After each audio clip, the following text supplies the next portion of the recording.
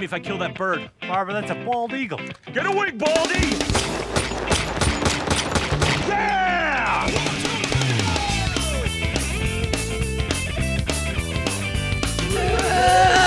Oh, well.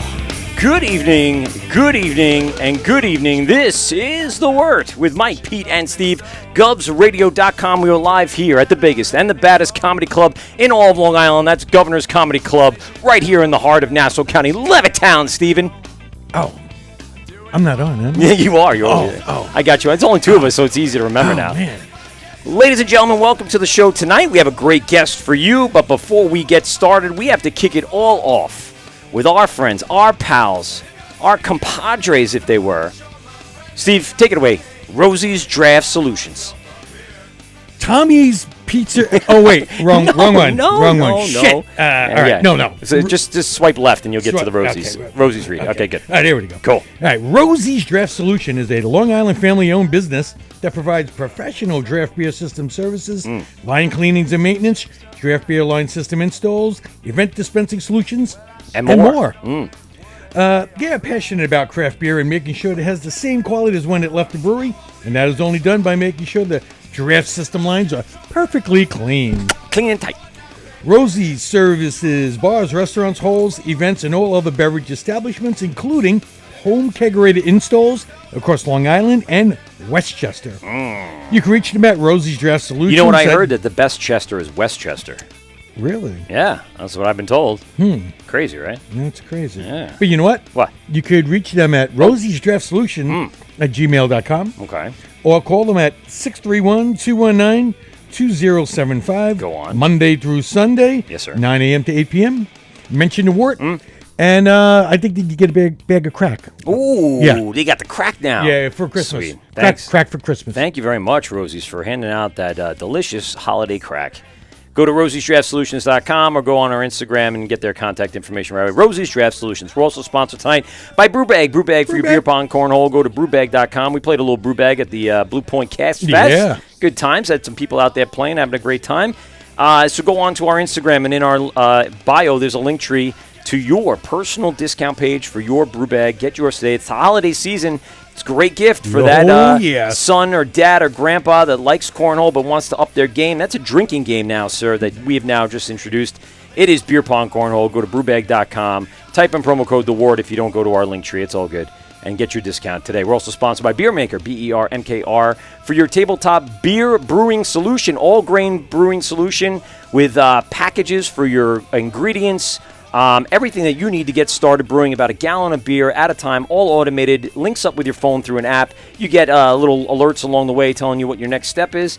And, of course, if you wanted to, you want to be a bold explorer, you can make your own recipes. So go buy your own ingredients and brew your own beer. Go to BERMKR today or go to our Instagram. In the bio, you'll see a link tree link right to your discounted Beer Maker page. Go to BERMKR.com. And tonight we're also sponsored by Brews Hardware. Brews Hardware. For your small batch or large capacity needs, go to Or Brews tri-clamps. Hardware. For tri-clamps for days or any clamps. of your forceps. Yeah. So we can do those too. I'm sure they got something like that. But Brewers Hardware, great sponsor, longtime sponsor. So go to brewershardware.com for yours today. Folks, what we have for you today is one hell of a show. Beaming in live from their homes in the New Jersey area, we have our buddies, our pals, Matt and John here from Coastal Brew Works. What's up, guys? What's going on? Yeah. Thanks a lot for joining the show. You guys look comfortable in your coastal attire, but as well as in your nice warm homes. We have a nice and studio they don't here, have but to drive anywhere. they don't have to drive home. Yeah, That's the best Doesn't go part. anywhere. yeah. It's you know what? That's a recipe for just getting hammered. Well, yeah. Well, I mean, what else? I mean, Is there any other excuse you would need? Well, I mean, there's a lot of reasons. see, you but that's woke a up good in the one. morning. There's many. Yeah. You're in the home. You got beer. You brew beer. You brew beer. Yeah. You have a brewery. You have a brewery. I don't drink it. I mean, I don't see an excuse why you shouldn't be getting hammered. This is true. Yeah, that is true. Guys, thanks a lot for joining us. Really Yeah. appreciate it. Anytime. Oh, I think I had a little too much Good to Red be Bull here. tonight because I'm just cranking it. I should have taken some Alpha Brain or something too, just to make sure I don't. Bro. What? Is everybody on that? Well, there's new ones like that I now. have so many buddies that are on Alpha Brain. Apparently, it's very good. I guess it's because we're all getting old and we forget shit. You know what it is I'm very good, being a teacher, I'm very good at talking about things I know very, very well that's repetitive over the years. So I don't even think, I just go. When I actually have to think to talk is when I start, like, my mind races faster than my mouth, as I just showed. There you go. And I can't get the words out fast enough. So maybe I need to work on just my vocal muscles or my mouth muscles somehow, some way. You want to help me with that, Steve? Sounds like a plan. I see. There you go. Guys, thanks a lot for joining us. Really appreciate it. So we met you guys down at AC Beer Fest. We'll say 2 years ago, right? Because we didn't attend last year. So 2 summers ago. 2 summers ago. Yeah, the June of 2022. Yeah. Yeah, and we were blown away because here you are. We had a quick conversation, and we'll hear more about it in just a moment. But we heard that you guys were just kind of a startup. And Steve and I and Pete all looked at each other when we started tasting the IPAs you guys were brewing. And we went, well, holy shit. Like, they have something here. I hope they know what they have because that was some delicious, delicious beer. And I just kept going back and a little bit more. Can I have some more, sir? Please, sir. Please, sir. May I have some more? Let's talk about how this all came about. Give us a little a history lesson in the Coastal Brew Works manual. It goes back probably almost 3 years ago now. Well, I mean, it goes back further than that, but just specifically Coastal. It goes back about probably February, I guess, 2021. Okay. Matt was over my house. We were sitting on the deck having a cigar and, about 30 or 40 beers. Because what else were we doing? Oh, so it was a light night. 2021. It was a light. I was taking it easy. It was a typical Tuesday afternoon, right? I think just about everything was barrel aged too. But Yeah, exactly. Nice. Some barley wines just for the boys. Exactly. Yeah, and I get back and forth. I've been in the business about 17 years. Matt's been in it a long time too. Now, what did you guys do Those before? because- What were you guys up to? Like, give us a little breakdown of that, because I'm sure people want to know, like, where'd the roots of these guys come from, so we know that their beer has some history behind it. Sure. I started, like I said, about 17 years ago. I've been general sales manager for a few breweries in the tri-state area, and I also had a little sales and marketing firm that represented small breweries that didn't have a sales force out for a little bit. But so like I said, I've been doing this right up until the pandemic shut down the brewery that I was working for. And we never went back. The sales force never went back, I should say. But they're thriving. They're fine. But in any event, we were sitting there, and Matt had. I could speak more on that in a minute, just to give you the background on Coastal. We were just BSing about some opportunities that Matt had talked to a couple people, and I had been back and forth with a few people, and I said, "Screw it, let's just do this. Enough already. Let's just do our own thing. Let's just start this and get it going." And that was this February will be 3 years ago now. Wow. That was that. And a it's long, so, slow process. yeah. And we're still going. Listen, yeah. good things always take a while to really get Sure. right. So, like I said, when I did the open there, it was the beer kind of spoke for itself. So now you just got to get the other things in place. Matt, where did you start up? So basically, I was a marine biologist for 14 years. What? I basically We have another ran around the biologist on planet. this show? I ran around the planet in a bathing suit, jumping in the water with sharks. That's basically what I did.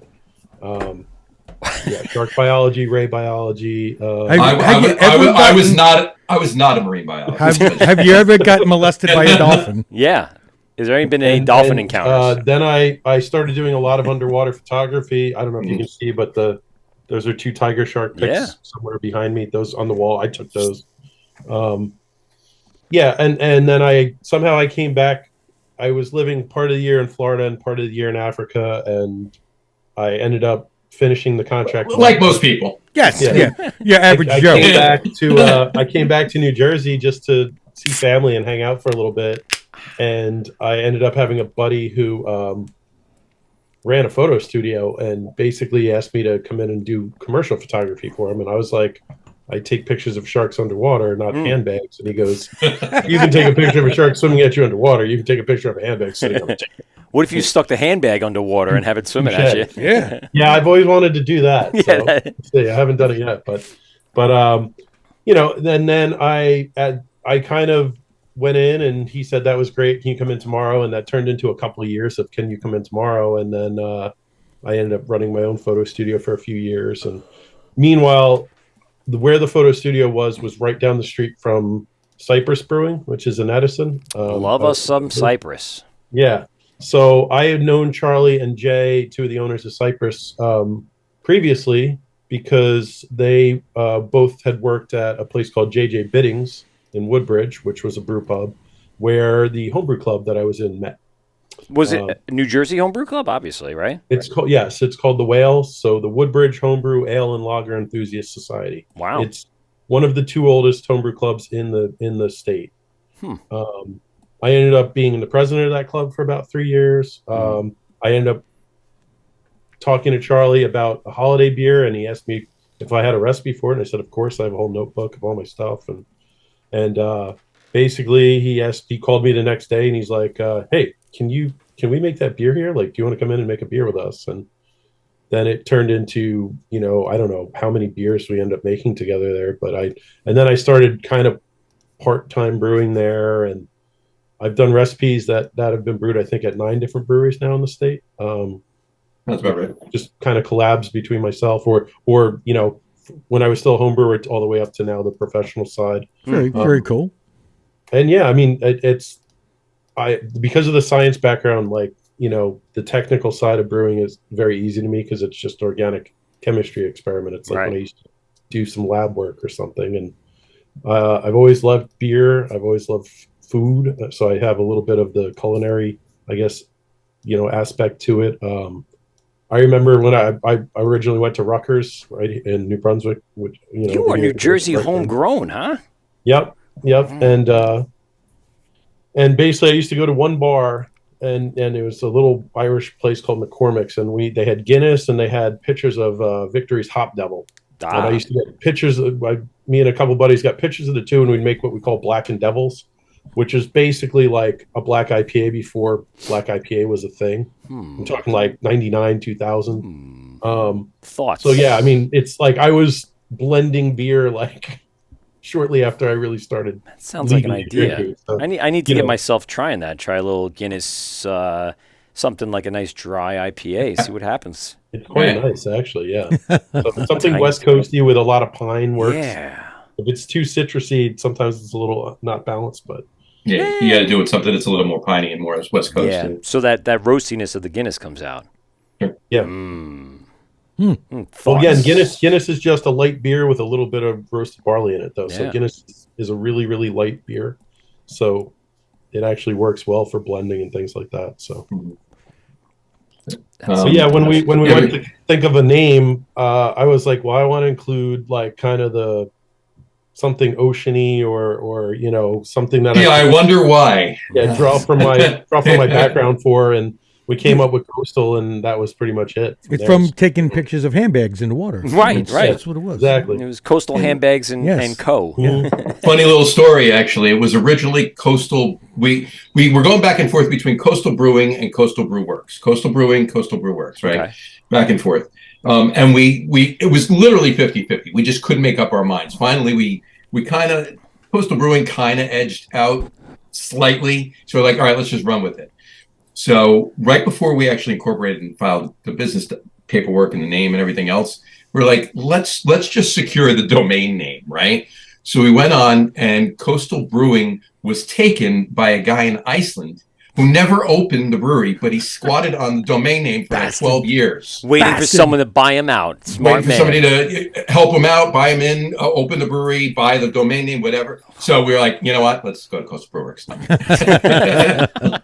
I like Brewworks better personally. I like it better anyway. I mean, I do too now, Little- obviously, but a little more distinctive. But Do people like differentiate brewery versus brew works, or even works with a WERKS? Like, does that mean anything in the grand scheme of what a business is for breweries? I think so. No, it's just a matter of preference. I You know guess, what? then, right? Yeah, it's. I mean, for the longest time, I mean, Long Island is beer company. Yeah. And that's another thing. I've Like, seen Beer Company, I've seen Beer Works, I've seen Brew Works. yeah. There's a lot of places that are brewery, not even brewing, just like Yeah. Yep. Something brewery, not Right. even brewing company, just brewery. Our buddies up in Asbury Park over here, Wild Air, they're Beer Works, and it's one name, it's one word, Beer Works. So it's- I have seen Beer Beer Works Works. as well. And is it WO or is it WE? No, it's WO. Yeah, It's, what- it's so- BERWORKS.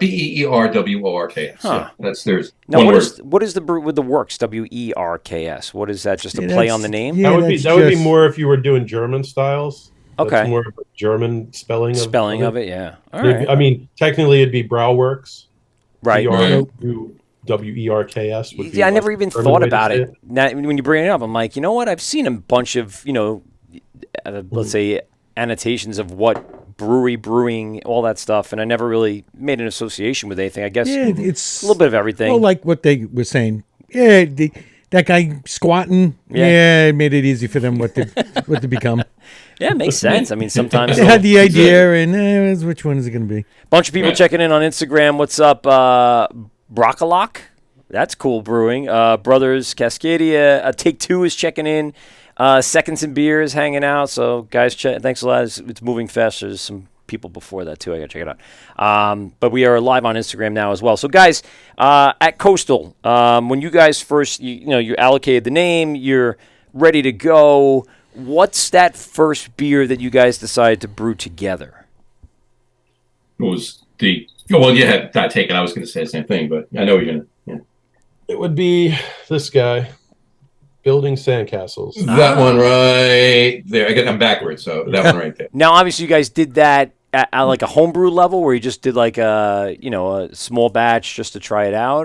I mean, I've done a bunch of IPAs on the homebrew level, and Okay. honestly, I didn't do that like specific recipe, but I did something pretty similar. So I kind of knew where it was going to end up, and I put the well again too is that we were contract brewing at Bolero Snort. Yes, so we got to talk about that for all of a sure. sudden it's 30 barrels. So Yeah. it's So the significantly bigger. first batch of that specific beer with that specific hop profile was 30 barrels. Yeah, well, you start small. You got to test it out, see how it works. And I'd used Motueka, however you pronounce it. My New Zealand is terrible, but You've been around the world. How do you not know? but I hadn't Yeah. actually used Sabro in a beer yet. I love the flavor. I love the hop. Mm. I've had a lot of beers with it, but I wanted to use it. So yeah, we kind of like dove into the deep end. I mean, I know how from tasting the hops, and I kind of know how aggressive they are. So I just came up with a ratio of 3-2. Motueka to Sabro, because I knew the Sabro was going to have a little bit bigger bite to it.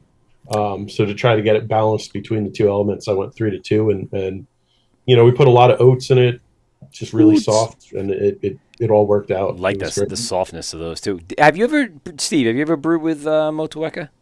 Yes, Motueka? yes, Yeah, yeah. Some of the collabs I've done. yeah.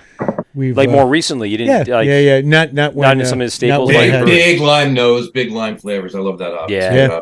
Yeah. And it goes so well with the Sabro, with the coconut and the Sabro. We put the lime and the coconut with that beer. So when did that first beer actually come out? 2021. No, May of No, about a month before it you came had out it. about a week and a half before AC Beer Festival. 2 weeks, 3 weeks. 3 weeks. 2 weeks, before you yeah, had 2 it. weeks maybe. before Beer We Fest. did a couple of launch parties 2 Yeah. weeks before. So Wow. it's about 3.5 weeks before you had it. It was just released. So That was you the first let time. off with those bangers? Yep. That's Those were the- bananas. So And I we mean, had that. We had Sandcastles, and we had this one, which is Trojan Seahorse. yes, That's our 8.5% double IPA. yes, sir. That's the one I was that's- going back for every Wheats and single oats time. and Citra Mosaic Galaxy. So don't reinvent the wheel, but just make a really damn good. Now, wheel. was that also done at Bolero? Yes. So Bolero, man, was it at the new facility? Yeah. Yes. Yeah. Oh, dude, We've known those guys. We've known those guys since before Bolero was a brewery, and not even the actual facility they have now. Before for years before they were even making contract brewing beer back in 2013. I've known Bob for about 13, I made 14 some years. of their stouts when I worked at Cypress, so we Wow. contract brewed their beer. So it was kind of a very nice full circle moment. Yeah, where we I was were like, if I actually. want someone to make our beer, it's got to be Bob. Scott reached out to us for their grand opening when they opened up the new facility to come to a show that weekend, and I'm like, dude, you're gonna be packed. Yeah. And a podcast usually needs a little bit of quiet. I mean, relatively speaking, we've done live shows where it's loud, but AC Beer Fest is relatively loud, but this is indoors, inside. And the pictures that we saw, we had a couple of friends that did end up going over. It was just a madhouse. People love that brewery.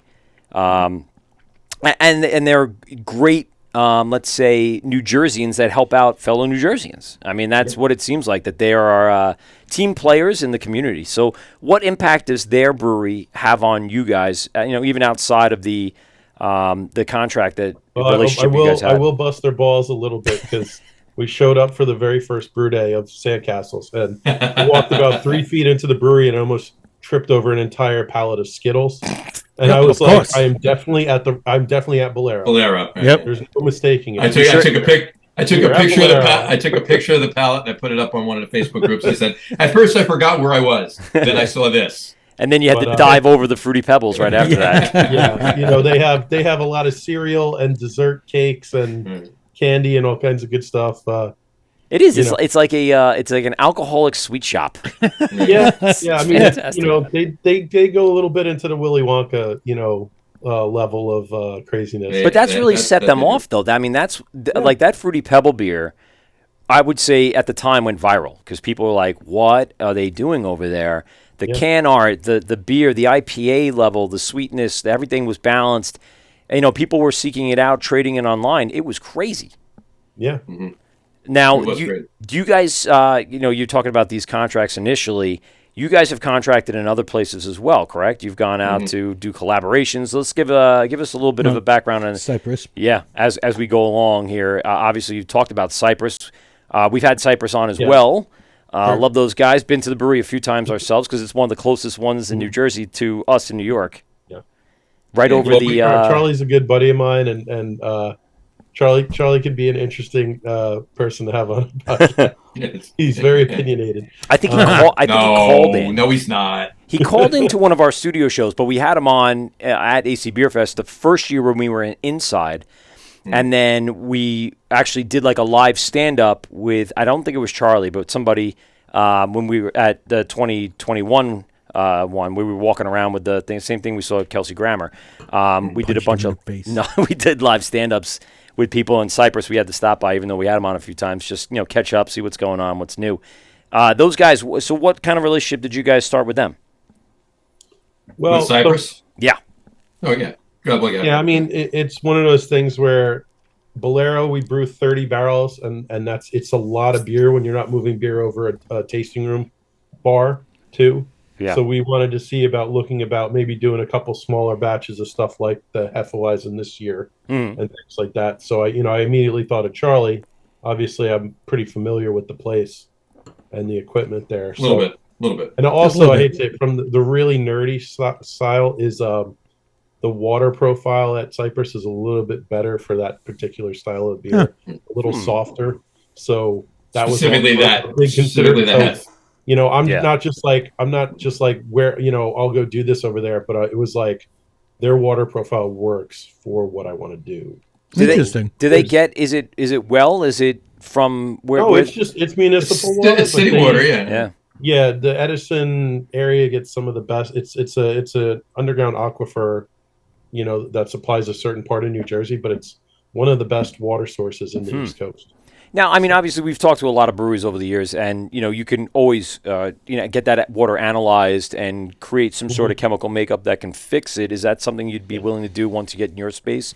to make a beer like this kind of seem consistent. Speaking of Bolero, Bob's very good. He gets a new water report every couple months, like 2 to 3 months. And so every time we went to brew a beer, I would look over the water profile. I would figure out what I wanted, and then we would go in and do the calculations of what salts to add and things like that. There's a few little things that you can't adjust too much.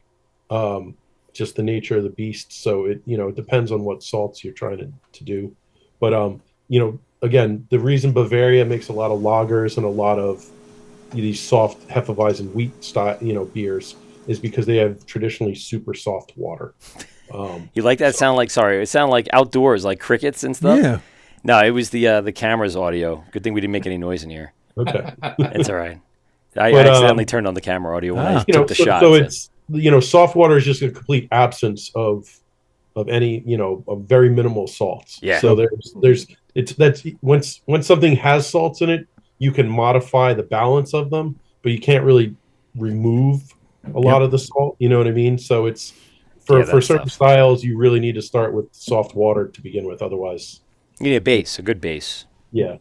To build. It's like anything, building a house, you got to have a good foundation. Sure. So. Comparative to them and us on Long Island, what are we looking at here? We actually, it's funny, Long Island water actually, apart from the city, who gets it from upstate? Our water's pretty good here. Yeah. I mean, a good majority of the breweries here don't really have to treat it too much, besides filtering it. Right. But yeah, water here is. And again, speaking of, you really don't want that real hard water. Mm-hmm. You want a softer profile water. And yeah, I do have to say, Long Island has a city, a little different ballgame. For people on Instagram, they're checking in. Don Vino, this is Coastal Brew Works from Monmouth County, New Jersey, setting up in Monmouth County. What would you guys say for right now? It's what city was on the brew can? I looked at it before. That we can give it actual thing, but the city on the can is going to be Cyprus on that can, right? Yeah. Right. No, because that's where the beer gets brewed. It goes on the. So we can go ahead and tell you. We can tell you where it's going. We're going to be in Eatontown. Eatontown. Okay. Eatontown. Exit 105 off the Parkway, and without any traffic, about not even 10 minutes from exit 105. So maybe like 7-8 minutes from exit 105. So on a normal summer day, about 45 minutes from exit 105. About an hour and a half by helicopter, 3.5 by tricycle. We're going to. Yeah, it's only a few miles from the exit. That's nice. We'll be about 6 minutes, roughly 6-7 minutes south of Bird's Mouth. Okay. Which is a blogger-only brewery. I don't know if you know Andy and those guys. No, I've heard of the brewery. I have not established any relationship. They're doing a great job, and they're in Fort Monmouth, where Netflix bought like most of it, and they're going to be setting up all their studios. Really? So that's 6 or 7 minutes away from us as well. And obviously, if anyone goes in there and wants an IPA, Andy or Rocco is probably going to tell them to jump in a car and drive 6 minutes to us. So that's nice. Now, right now, you guys are contracting. Obviously, the brewery's not open yet. Yeah. Where can like anybody get your beer? Where is like the best place? But for the most part, draft is rotating in most of the bigger bars around all over the state, really. Bergen County, Passaic County, Morris, obviously Monmouth, Ocean, Middlesex, and even down in Camden and Mercer. Pretty much all over the state. Atlantic City, you're gonna. John, what have we had? We've been in like 270. No, but now we're over 300 now. Over 300 locations we've been. That's a good reach. And can wise, packaged goods. You want to check most of the more of the bigger stores. You want to look at the Total Wines, Spirits Unlimiteds, Bottle Kings, ShopRights, Sue Leonard's, stuff like that. Cool. And again, that's the goal of the exercises of contract brewing. We're not in contract brewing to try to make money. We're a business of advertising. Yeah, the contract brewing isn't a business model. It's not a business model. It was mainly to do the marketing, get the brand awareness, get the brand out there, let people know about it, get people excited for the brewery, so that when we do open the doors, we're not starting from day one. We're from scratch at day one. Yeah, hopefully people have had a beer or two of ours and said, "Hey, we like that beer. Let's go check these guys." So Yeah, how did people you? following us on socials and everything else. Well, and that's big, getting and excited for it. I yeah. definitely want to talk about that. But I want to know how you settled in that town. What was the draw to your new location? Well, a few things actually. Originally, we were going to be in another town, which we'll leave alone. But a couple things happened. We had a building. Fell through. Before we get into that, because I gotta find out without mentioning the town or the Right. potential politics that go into it. What was the Right. deal with the town? What happened? It's a very difficult town to not work with, just to get things running, get things Okay. moving. And when you do, it's great, right? But Well, there's a brewery that's been trying to open in that town for going on 3 to 4 years now. Really? or almost 5 years at this point. Yeah, Yeah, they've been and really they're still working. not open. So And what's stopping them? Are they just people not Who giving them? knows? It's not really been advertised even in our circles Mhm. what's going on. So they're keeping it tight-lipped. So Yeah. whatever is what it is. Yeah, they don't want to spoil it. They waited this long. They don't yeah. want to screw that up. Right. So, but we did have a building in that town, and Okay. it fell through. So we were continuing to look at a couple of locations in that town, and then we just mentioned Bird's Mouth in Fort Monmouth. Yeah. Andy and Rocco. We had been up there right after they opened, sitting with them, having a couple beers, shooting the old BS, and they mentioned that right as they were inking the deal in Fort Monmouth, which Fort Monmouth is the old Army base, right? In Fort Monmouth. Oh, and right, yeah. It's comprised in two towns, right? and then There's part Bell of it, there and- right? Part of it's in Oceanport, and part of it's in Eatontown. Mhm. The part that they're in is in Oceanport, right? So Eaton and Fort Monmouth's its own thing anyway, but Eatontown was actually making a push to get them to come into their town. They wanted a brewery. They desperately, really wanted a brewery in town. Have you heard of Coastal Brew Works? So they gave us the information. We got in touch with them. We went and had a couple meetings with them, and they're like, yes, come, Nice. please, open arms. So that's how we landed in Eaton. That's always good to know that you're Oh. wanted rather than Yeah, fighting I mean, your way it's- in. You're not going to get a free lunch, but there are things that can take months or that can take weeks, and it's like we want it to take weeks. Right. You know what I mean? And it's at least when we have a phone number to call and say, "Hey guys, we put this paperwork in, and we haven't heard anything. What's going on?" Yeah. And maybe someone is like, "Oh crap, let's get that sorted for you." But you want to work with somebody that wants to work with you. You don't Sure. want to work with somebody that is hesitant to work with you, or just doesn't really care to be working with you. Or you is know? just annoyed that another brewery's trying to And they open have up. to, right? Like, Exactly. oh, whatever. Yeah, we'll get to you when we get to you. Dom Vino on Instagram's checking in. He goes, landlords, always got to be the landlord. New Jersey Beer's checking in saying, what's up? Lolata, a lot of A's at the end of that one. NG Manaolis is checking in. There's a bunch of people chiming in here saying hello on Instagram. And, one of the things that we've always encountered from New Jersey breweries is the hurdles that New Jersey, I guess laws or bylaws kind of make breweries go through. What are some of the hardest challenges? Or still handcuff them. Right. Well, we'll get. I'm sure that's. Yeah, I was trying to set it up for him like a this is T-ball. Yeah. Particularly strange, year because they suspended all the strange, overreaching, edicts that they put down that the breweries had to follow. When did they do that? And so what happened is I don't know. This was before COVID. Yeah. The bar and restaurant lobby is very strong in New Jersey. And Yes. Oh, yeah. they have the ear of the government a bit, and basically they came up with all these very arbitrary, edicts that we had to follow. Well, let me. You can only have a TV that's I don't know. I think it was 55 inches, wide, and you can only show this stuff on it. And you're only allowed 25 events a year, which Yep. was like if someone's sitting in the corner with an acoustic guitar, that's an event. Yep. All this kind Yoga. of stuff. And it's Yoga's an in my event. mind, it's an overreach. It's listen, you can tell me how to produce alcohol, how to package alcohol, and how to sell alcohol. Mm-hmm. You should not be telling me how to do entertainment in my place of business. Right. We signed that petition. A couple of times when that came around, and Yeah. we promoted that out to our listenership to try to just get on that ballot. But I mean, how many people probably signed that? Hundreds, thousands, No, and easily. yet fall on deaf ears. No one seemed Yeah, to. Well, it You know, didn't fall on deaf ears. The legislature actually passed unanimously everything. Both Is this- houses of New Jersey both voted houses. Is this unanimously post-COVID?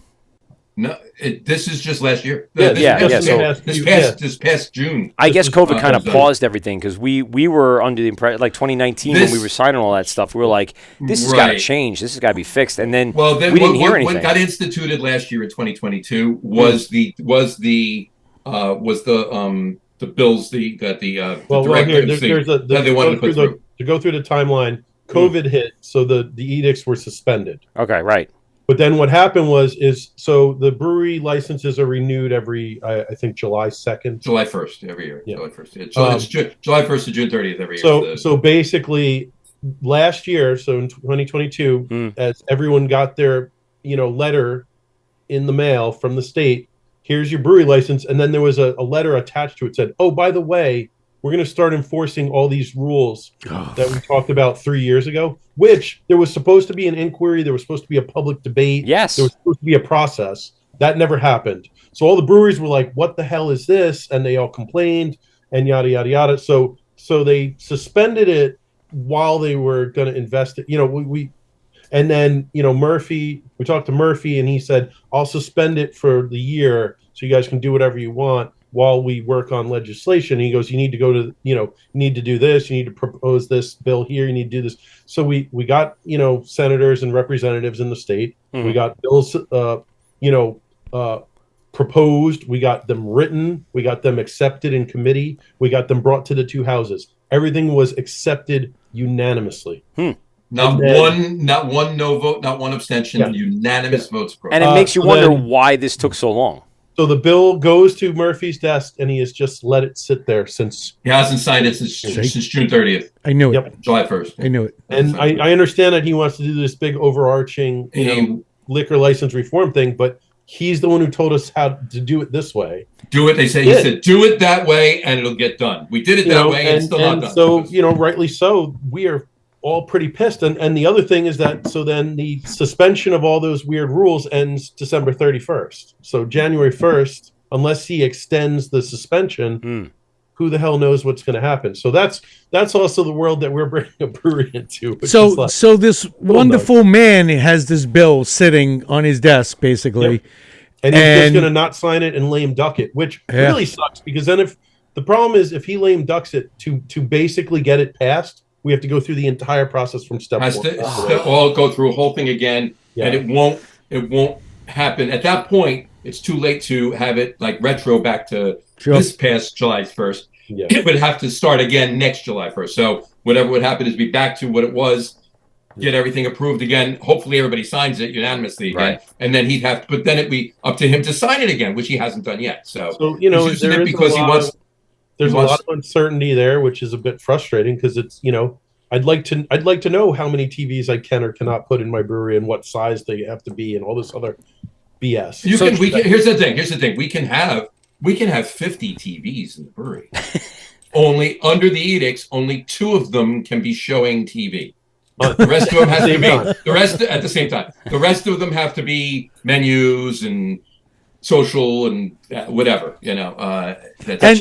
untapped stuff on there. Right. Now, I don't know if I'm wrong or right, because we hear a lot of different. So if, like, say there's like MMA on, that would be considered an event. That's an event. Fucking man. Yeah. Live sports is an event. And so right now, just to be clear, I take that back. No.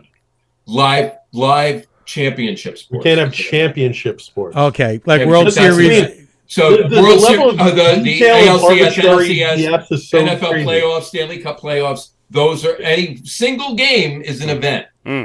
Not just like World Series. That's 7 events. If it goes Like I 7 said, games, right? the depth of arbitrary choice of these things were just ridiculous to begin with. So wait, to be clear, so all that though has since been suspended until January 1st. Murphy Jan 1. suspended it till the end of the year. So right now, over the last year, pretty much anyone can do what they want. There's no one checking in on them. Yeah, and that's why you see tons of New Jersey breweries with live music all the time and Right. things You still like have, that. if there's permits that need to be filed for, you still need to file for it. Right. Sure. He's not saying it's a free for all. Do whatever you want. You still have to do the channels, Pay but it. they're not going to limit you to the amount of events you can have. They're not going. If you've reached your 25, you can have 26, 27, 28. Paintball, 50, 90, it doesn't matter. But you still paintball have night to in the file parking permit. lot at alternate ending. Right. You Just- still have. You still. Well, I mean, alternate you know- endings. Alternate endings doesn't fall under this. They have a full Alternate liquor endings. license. They have so a full they're- liquor license. Oh, They're right. brew- So they brew pub. Yeah, that's right. All right, we'll get into that. I Wow. forgot about that. But you know, like one of the things that I really don't like is, so if you only have 25 events for an entire year, I mean, you're going to have to plan your whole year out, basically. Right. Sure. And then you're never That's going less than one every 2 weeks. Less than one every 2 weeks. And for instance, we have a good friend, Chuck from Jersey Girl up north, and you know, one of a kid in his town got, you know, diagnosed with some kind of rare cancer or something, Okay. and he had a fundraiser for Right. the kid. That's an That's an event. event. And That's an it's event. You know, That seems no, but that's what I'm ridiculous. saying is, you know, this was before all the event crap. Right. You know, now I have all 25 of my events planned for the year. I can't do anything like that. Yeah. You know, something that would be beneficial and give back to my community that I live in, and it's just off the table. You know, I mean, I think that's pretty crap. It's it's interesting. I mean, because since it's coming so close to the end of the year, yeah. how this is going to all play out.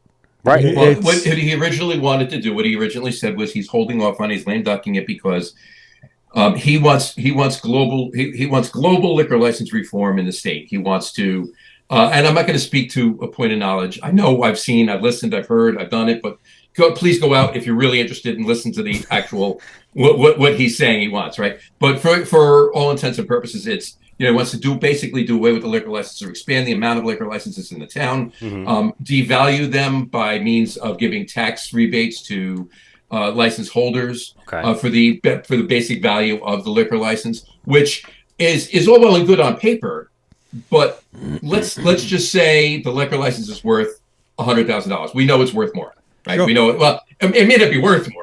You know, a liquor license is worth, you know, it's a piece of paper, right? So what's it? The value is whatever you want it to be, right? Yeah. However much you can sell it for, that's how much it's worth, right? But let's just say it's $100,000. They're going to give $100,000 in tax breaks. That's fine. You'll get your $100,000 back. However, in 10 years, that $100,000 liquor license is going to be worth $500,000. Sure. Where's my other $400,000? And what about the 20 years after that? And the 20 years after that? And my kids and my grandkids and my great grandkids that are making money off of this liquor license.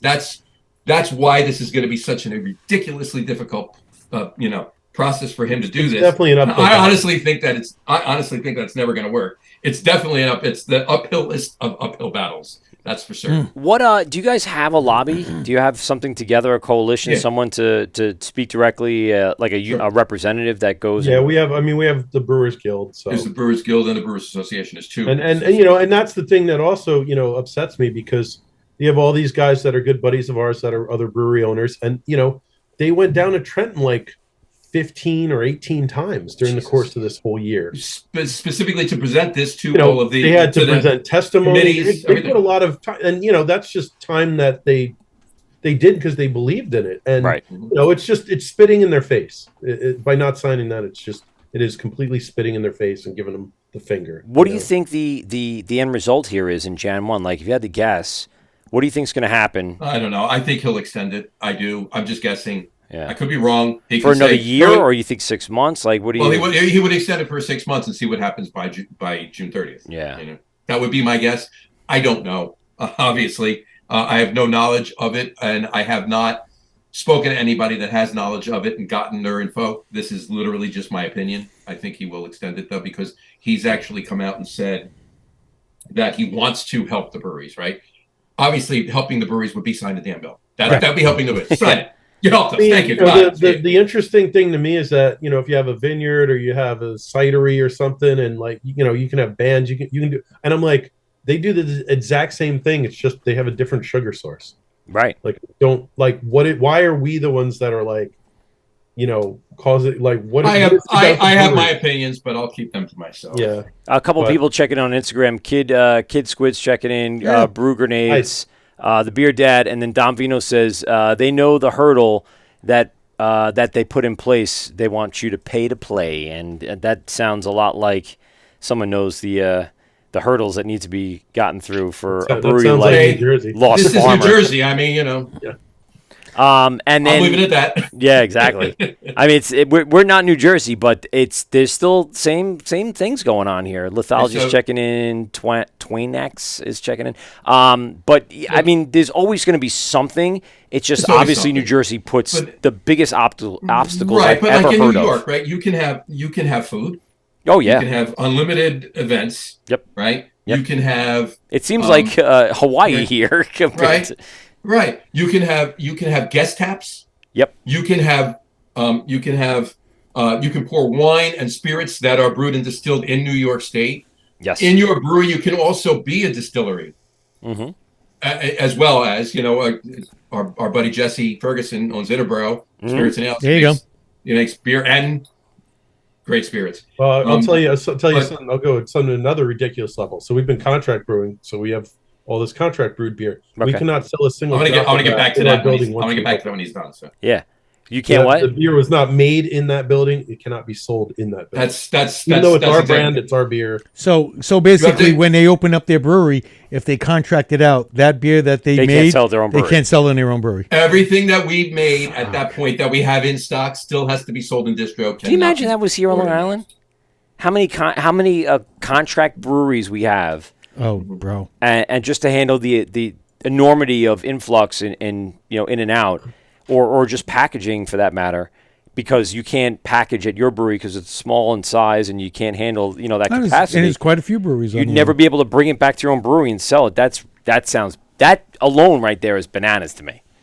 So But- yeah, I want the ability to have a food truck out front. I'm not affiliated with the food truck, but we'll have a schedule and we could have a food truck out front. I don't And want to open a I restaurant. want to have I want to have nothing Exactly. whatever I want in my brewery, and I want to be able to have entertainment whenever I want. that just makes sense. I mean, that's the way to handle the business. I mean, it works That's it. for a lot of places in the Well, United States. I mean, and again, when you look at it, a bar could Yeah. have a band every fucking single night Yep. in Jersey, Yep. and nothing said.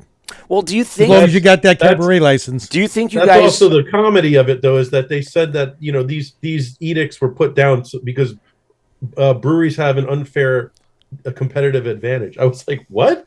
We Unfair can't do competitive advantage. anything that the bars can do. I can't give you How are we food. at an I can't advantage? give you wine. I can't give you drinks. I can't do any. I can give you our beer and put something on the TV or have a band in there. No. do you How is think? that unfair advantage? Do you think they're trying to figure out the financial statistics about this? Like in this time of waiting, while you guys are going through this, and by you guys I mean like just New Jersey in general, do you think that the restaurant labor or union or whatever is trying to get like some real statistics down to find out and to then create some sort of plan that would benefit them, obviously, and then hopefully whatever's left over give to you guys? Like, do you think they're actually actively trying to figure this out? I'll give you a little insight from one of my buddies who opened a restaurant recently. Oh, The biggest growing segment in New Jersey in restaurants is BYOB because it is so Really? difficult to get a liquor license. There's only a certain amount of liquor licenses available in every municipality. wait. based Do we on- do we have a BYOB in New York? Yeah, we have. This I know one place particular in Mineola Okay. is a BYOB restaurant. They didn't want to get the liquor license, but you can bring your own. They'll put it in ice for you, and And that's a You know, separate but if- license. but if you have a- no license. You have a brewery right down the road. All the restaurants that are BYOB in that area are going to benefit. Yeah. Sure. You know what I Grab mean? a So in four-pack some and ways, head over. it's ludicrous because it's the restaurant bar lobby is putting pressure on them, and yet I'm like theoretically we would be helping more places than we'd be hurting. Absolutely. That's I'll give you. also I'll the give you. problem. I think there's a very small but very vocal minority Yeah. who don't do or are not good at running a business, and Okay. they're complaining that the breweries are taking their business instead of looking in the mirror and saying, "I'm shit at What do I need to fix? Yeah, I'll give you two quick things. One, really quick, based on what Matt was saying to his point. Yeah, the bars and the bars, yeah, but and restaurants that have liquor license, whatever, that get craft beer, that have multiple taps, and they cater to local brands and so forth and so on, and have beer in there. They get it. They're not part of that. They don't care. They want to work with the breweries because, to be honest with you, even if a brewery has food, or has a food truck, not food, but has a food truck outside or whatever, people aren't going to go out for dinner to the brewery to eat off the food truck. No. They're still going to go out to dinner. They're going to go to the brewery, have a bunch of beer, and then they're going to go to a restaurant. Yeah. All right, they are. Plus, you have a brewery in the area. You have multiple breweries in the area. It's going to bring a lot of other people that necessarily wouldn't be coming to that area, Right. and then they got to go eat. So Yeah. these places are going to benefit from breweries. But the thing I want to tell you that is even just makes you scratch your head is that this is all going on with the state and everything else. There are certain restaurants, and it actually can happen with any restaurant. There are restaurants that don't have liquor licenses. I'm opening a beer because I need a beer. Yeah, I got There you open a beer go. in a minute too. I need another beer for this one. There are restaurants that don't have liquor licenses. They're BYOBs, and they are BYOBs. You can bring your own wine, beer, so forth and so on. I've never been to one of these. You can bring it, but they have wine for sale. How do they have wine for sale, you ask? They partner with wineries, and the wineries sell their wine in that restaurant Like a little under pop-up. their license. Like a pop-up. Mike, that's fucking crazy. That's okay. That's fine. Really Why? quick. It's not beer. That's I why. think we hit a sore spot. No, this is good stuff. Like Tom Crusher's checking Crazy in. stuff. Dom Vino says BYOB on Long Island is biggest with non-alcoholic beers with symptom-related issues, which helps the breweries. It's 100% accurate. I don't know how to unpack that, but it seems like he's just trying to type it in fast. Technically, unless the town has a problem with it or the actual business, technically any business that doesn't have a liquor license is a BYOB. Right. Sure. Okay. Technically, McDonald's is a BYOB. Sure.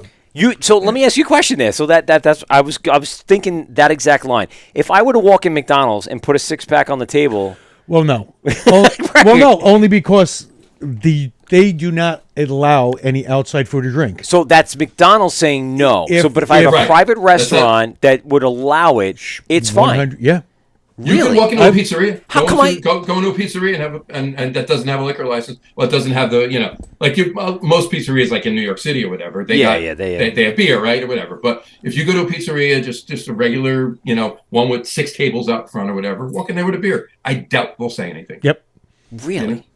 I just didn't think of it that way. I don't know why. But There I are just- a couple of places by probably me. because I'm drunk as I'm walking in and I don't need another Well, beer that's right a now. different story, right? There's a couple of places by me that one's a pastaria. Yeah. And same And they thing. advertise it as BYOB?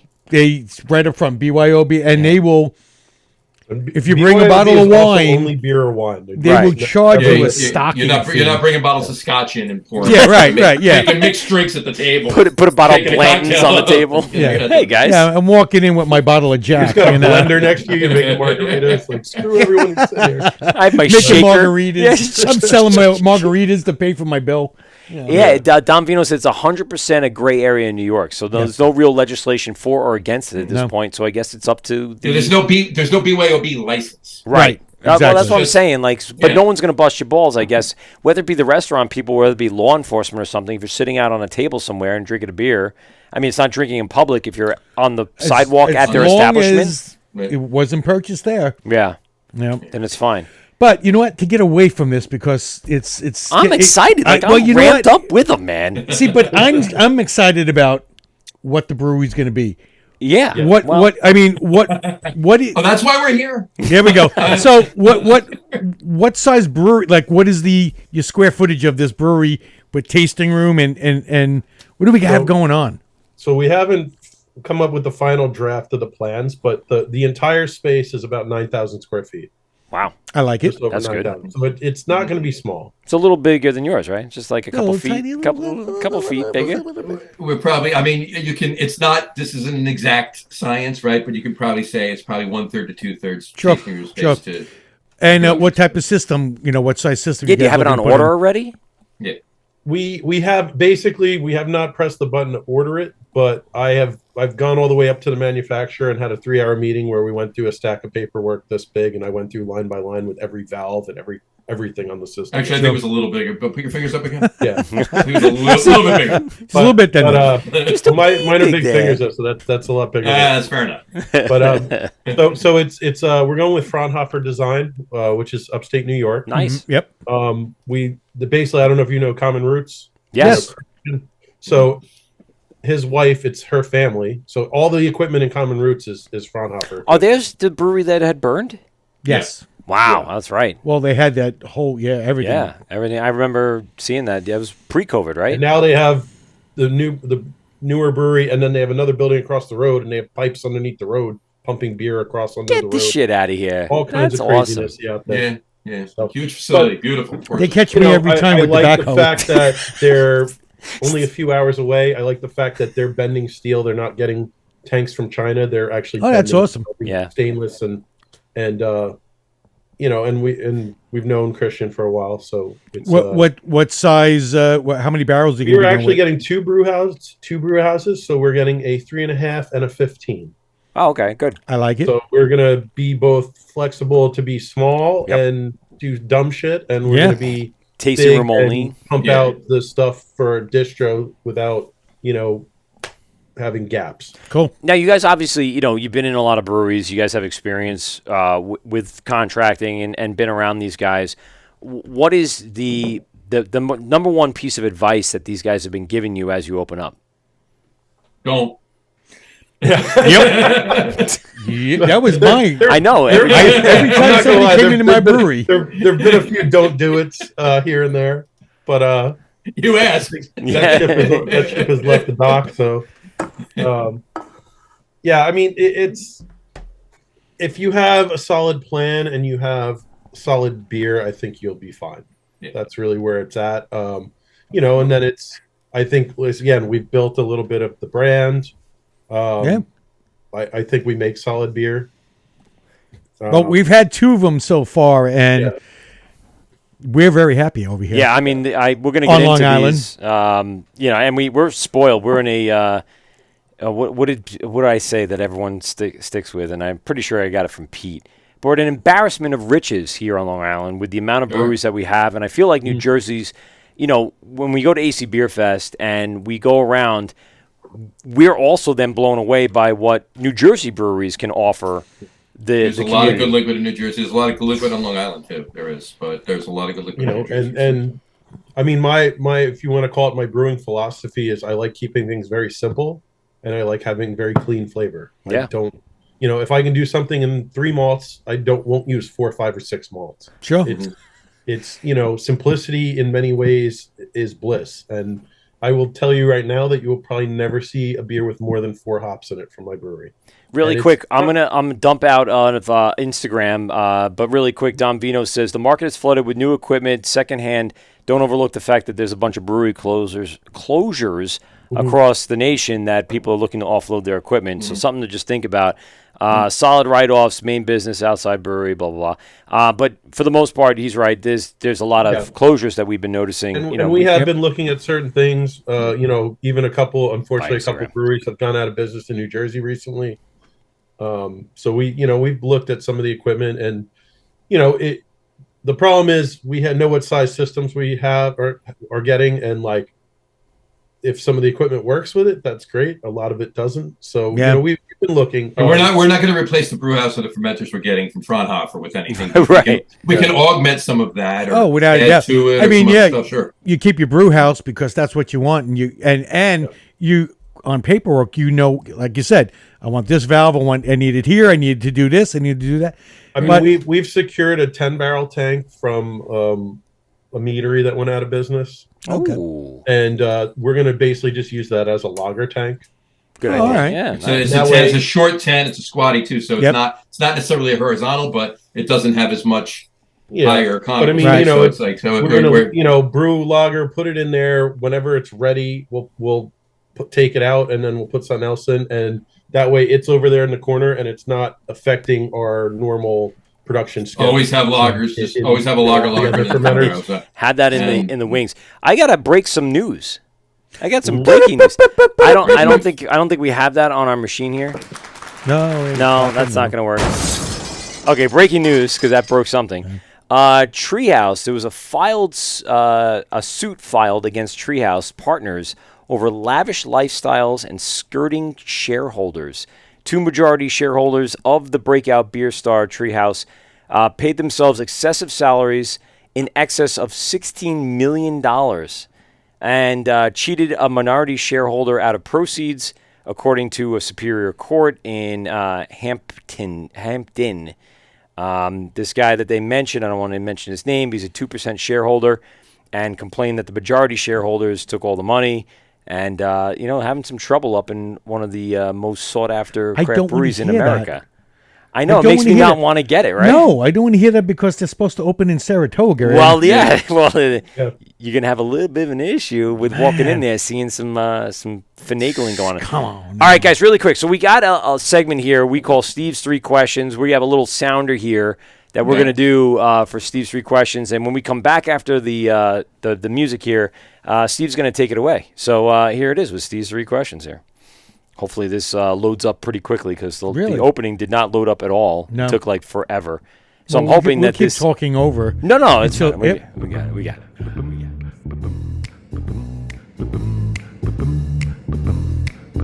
Hey, you cool hep cats. Tonight, we bring you a very special presentation. 3 questions with our very own Steve Pominski. Yeah. Steve's questions. 3 questions from Steve. 3 questions. Steve's questions. Go. There's a lot of ski. All right, so now I want some bourbon. I mean, that just well, you're home. You should probably have some of that somewhere. I got some. There's plenty. There's plenty of bourbon in my house. I got some double oaked right here. There you go. Oh, look at that. Nice. Nice. Jesus, he's got a whole bar right behind his little studio there. That's nice. Yeah. We need a bar. I think that's one of the things we're lacking here at Governor's There Comedy is Club. one all the way up front. Yeah, I know. We had You just 2. gotta It's get the actually keys 2 to get bars in up there there. and, well, it'd be nice if we just had a little rack here and we just had all our... This was my go-to recently is the Whistle Pig Small Batch. Oh, 10 year. nice. Nice. As you can see, I put a little dent into that one. Yeah, just a little bit. They do it a little bit. A little bump it in the side there. Right. All right, so, gentlemen, I have 3 questions. I'm going to ask one question at a time, and you could decide which one you want to answer it first. Very easy, very just, once I ask it, whatever comes right to mind. They're not really, really heavy in thought. Yeah, no, it's not something. No, it's not no. a thinker question. But they're I find them very interesting. Brewers, how they think. Yeah. So question number 1 will be, what is that beer, that one beer that turned you on to craft beer that you said, oh, I got to find more of this. What's going on here? We'll start with you, John. Go ahead. There we go. Oh, geez, right on the spot out of the gate. Look, I've been drinking beer for a couple of years, as you might be able to tell Yeah, a little bit. my beard, but Couple minutes, hot minute. I would say geez, honestly, probably any German beer. I mean, I love German styles. I love a lot of styles. I mean, I could just sit here and list them all day. It's not like I only love German styles, right? English styles, Belgians, whatever. But probably when I came around to get into having some German beers, be them Doppels, Dunkels, certainly an alt beer, and the like, and certainly Hefs. That was like, okay, yeah, this is now it's not just going out and grabbing a light lager and having 10 of them a night just to at a bar when I'm 21. Not having It's the appetizer. no Right, Meisterbrows. No. Nice. I'll make it global German styles. It wasn't one particular German styles. Once I gravitated towards them and got a few good ones in front of me, I'm like, yeah, this is there. Cool. Would be mine. Well, Matt? I think I did mention it before, but I would probably say that was Victory Hop Devil was one of the first. Ah. See, and I was going to ruin your Steve's questions by saying I know the answer to one of them because I paid attention. No, but I'll elaborate a little on that. So Yeah. also when I got to college, I had one of my best friends had 2 older brothers, and we ended up hanging out. Like all 3 of them were like in a band with the 3 brothers and all this stuff. So basically, I don't know, they were already like well into the drinking good beer phase, and we just I kind of went out of the gate drinking good beer. Like I kind of had a Bud Light, and I was like, this is not what I want. You got spoiled, sir. Yeah, so I don't know. I started on the craft, but one of the other beers that I remember is because after Rutgers, I went to an Oceanographic Institute down in Fort Lauderdale, and I remember the beer that I always jonesed for when I came home back to New Jersey was Flying Fish's Belgian Double. Oh, okay. Which I mean, we'll talk about it a little bit, I'm sure, in a minute. But I'm a huge Belgian beer fan, and basically, I'm in a lot Literally and figuratively. I know in a lot of homebrewing circles, I was known as like the Belgian guy because I always just made Belgian beer. But What are your thoughts on Ballast Point and all their fish-themed beers?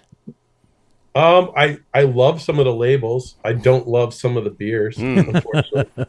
There's a couple beers I like, but Yeah, you know what? Sculpin's Yeah, the- Sculpin's classic. Torpedo is way too much of the mango hop. I'm trying to think which one it is, but El Dorado. El Dorado. Torpedoes Sierra Sierra Nevada. Nevada.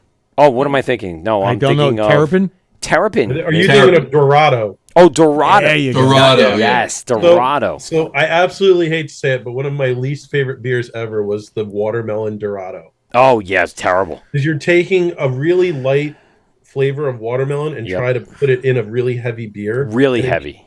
does not work, and it's that terrible, And it's like sticky. watermelon gum, like terrible flavor, like really artificial, and Like, it's terrible beer. If it gets on the bar, it becomes super sticky, and you're like, "What did I just drink? Is that just I will sugar say that water?" Victory at Sea is badass, though. Victory at Sea. Yes. That's Ballast probably Point my was- favorite Ballast Point is Victory at Sea. Yeah.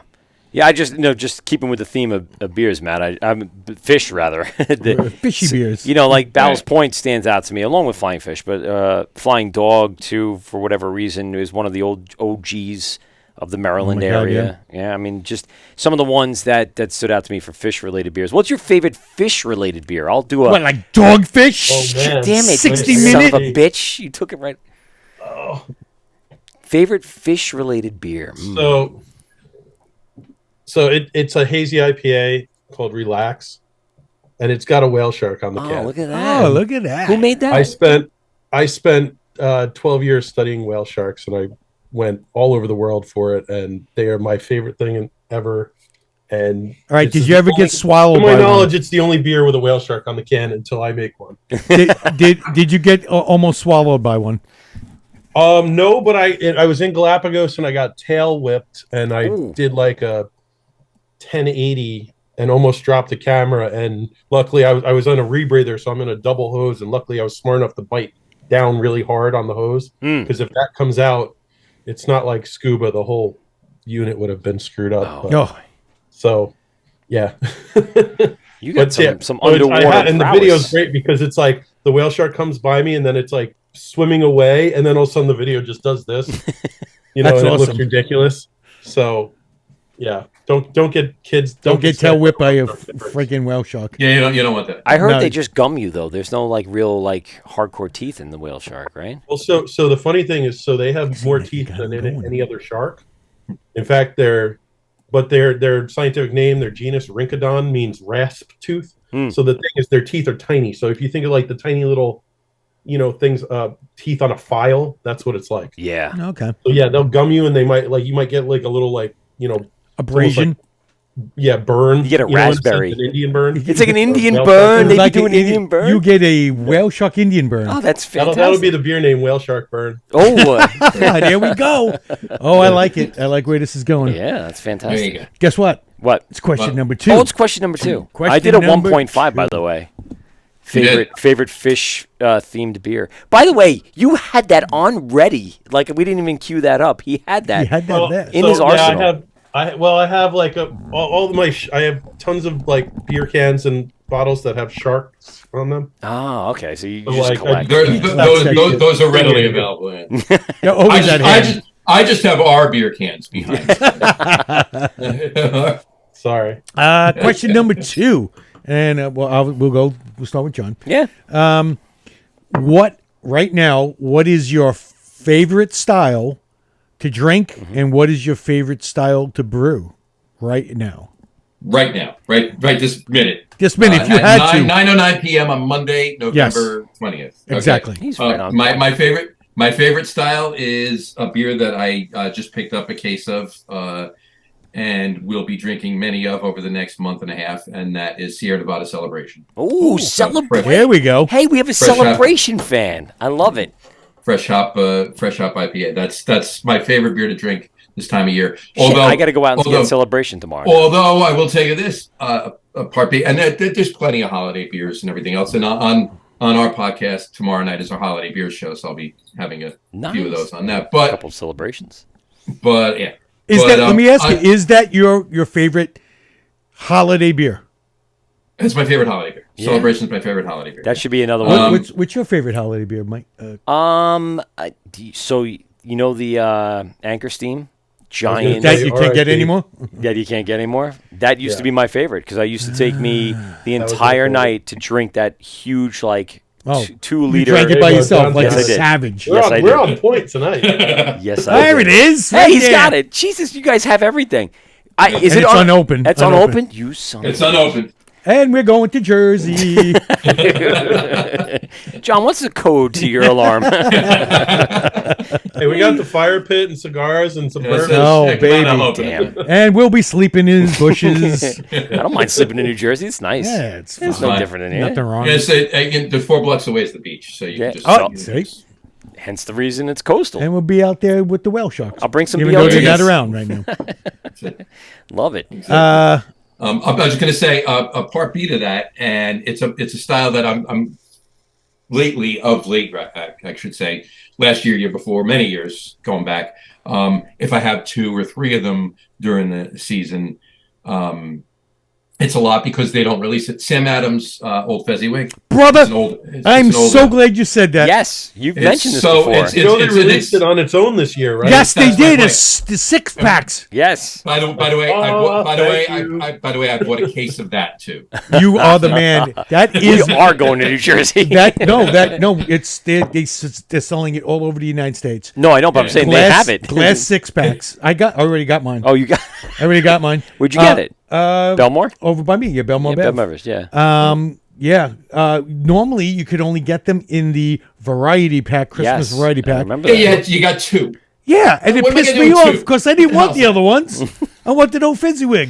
You didn't want I don't just the want- Boston okay, Lager? I'll have- if you want to give me a 12-pack and give me 6 Old Fezziwigs and 6 Winter Lagers, Thank you. That's fine. Yeah. I'll take that. Yeah. That's fine. Cold I don't. snaps or whatever the hell. they are. I don't want cold snap. I don't want cold snap. No. Keep cold snap. That's a At spring least beer they got anyway. it right in the end, right? Yeah. Cold snap. Took 'em Yeah, long but it's enough. still snapping the cold. You're getting rid of the cold. It's whatever. a spring All beer. I know is I got Fezziwig and I'm very happy. Wow. All right, I got to You go know what? look You for know it. what happened at the 2? I think it was 2 years ago. Wegmans. Okay. Oh, yeah. Wegmans will break apart some 12-packs and some 6-packs, and they'll put them up in the single beers, and you can make your own 6-pack. Old Fezziwig. Twice. I took 6 bottles of Old Fezziwig and made my own 6-pack. Smart man. Man after my own heart. It's been, when I first came out with it, I'm like, oh my God, this is one of the best winter warmers I've had. Yeah. One of my fits in Old Ale is one of my favorite styles. Old It Ale. was just, Old Ale is so good. it was on point. On Yeah. point. They do a great job. Can't argue with Uh, it. Matt, do we get to Matt, question 2? Yeah. Yeah. So probably my favorite style to drink is a Schwarzbier. A Yes. Nice. Black black lager. And actually, the next beer I have queued up just happens to be my favorite Schwarzbier, which is from Alt Endings. It's a rye Schwarzbier called Contemplate. Yes, please. And it's fantastic. Actually grabbed one of these to have too. It's from Yeah. Triple Crossing down in Richmond. It's a dark Czech lager. Yeah, Tmave Pivo's up there too, but Schwarzbier just edges it out. Yeah. And Love a good I have to Schwartz. say my favorite style to brew by far is a Belgian double. It's the first commercial beer I ever made.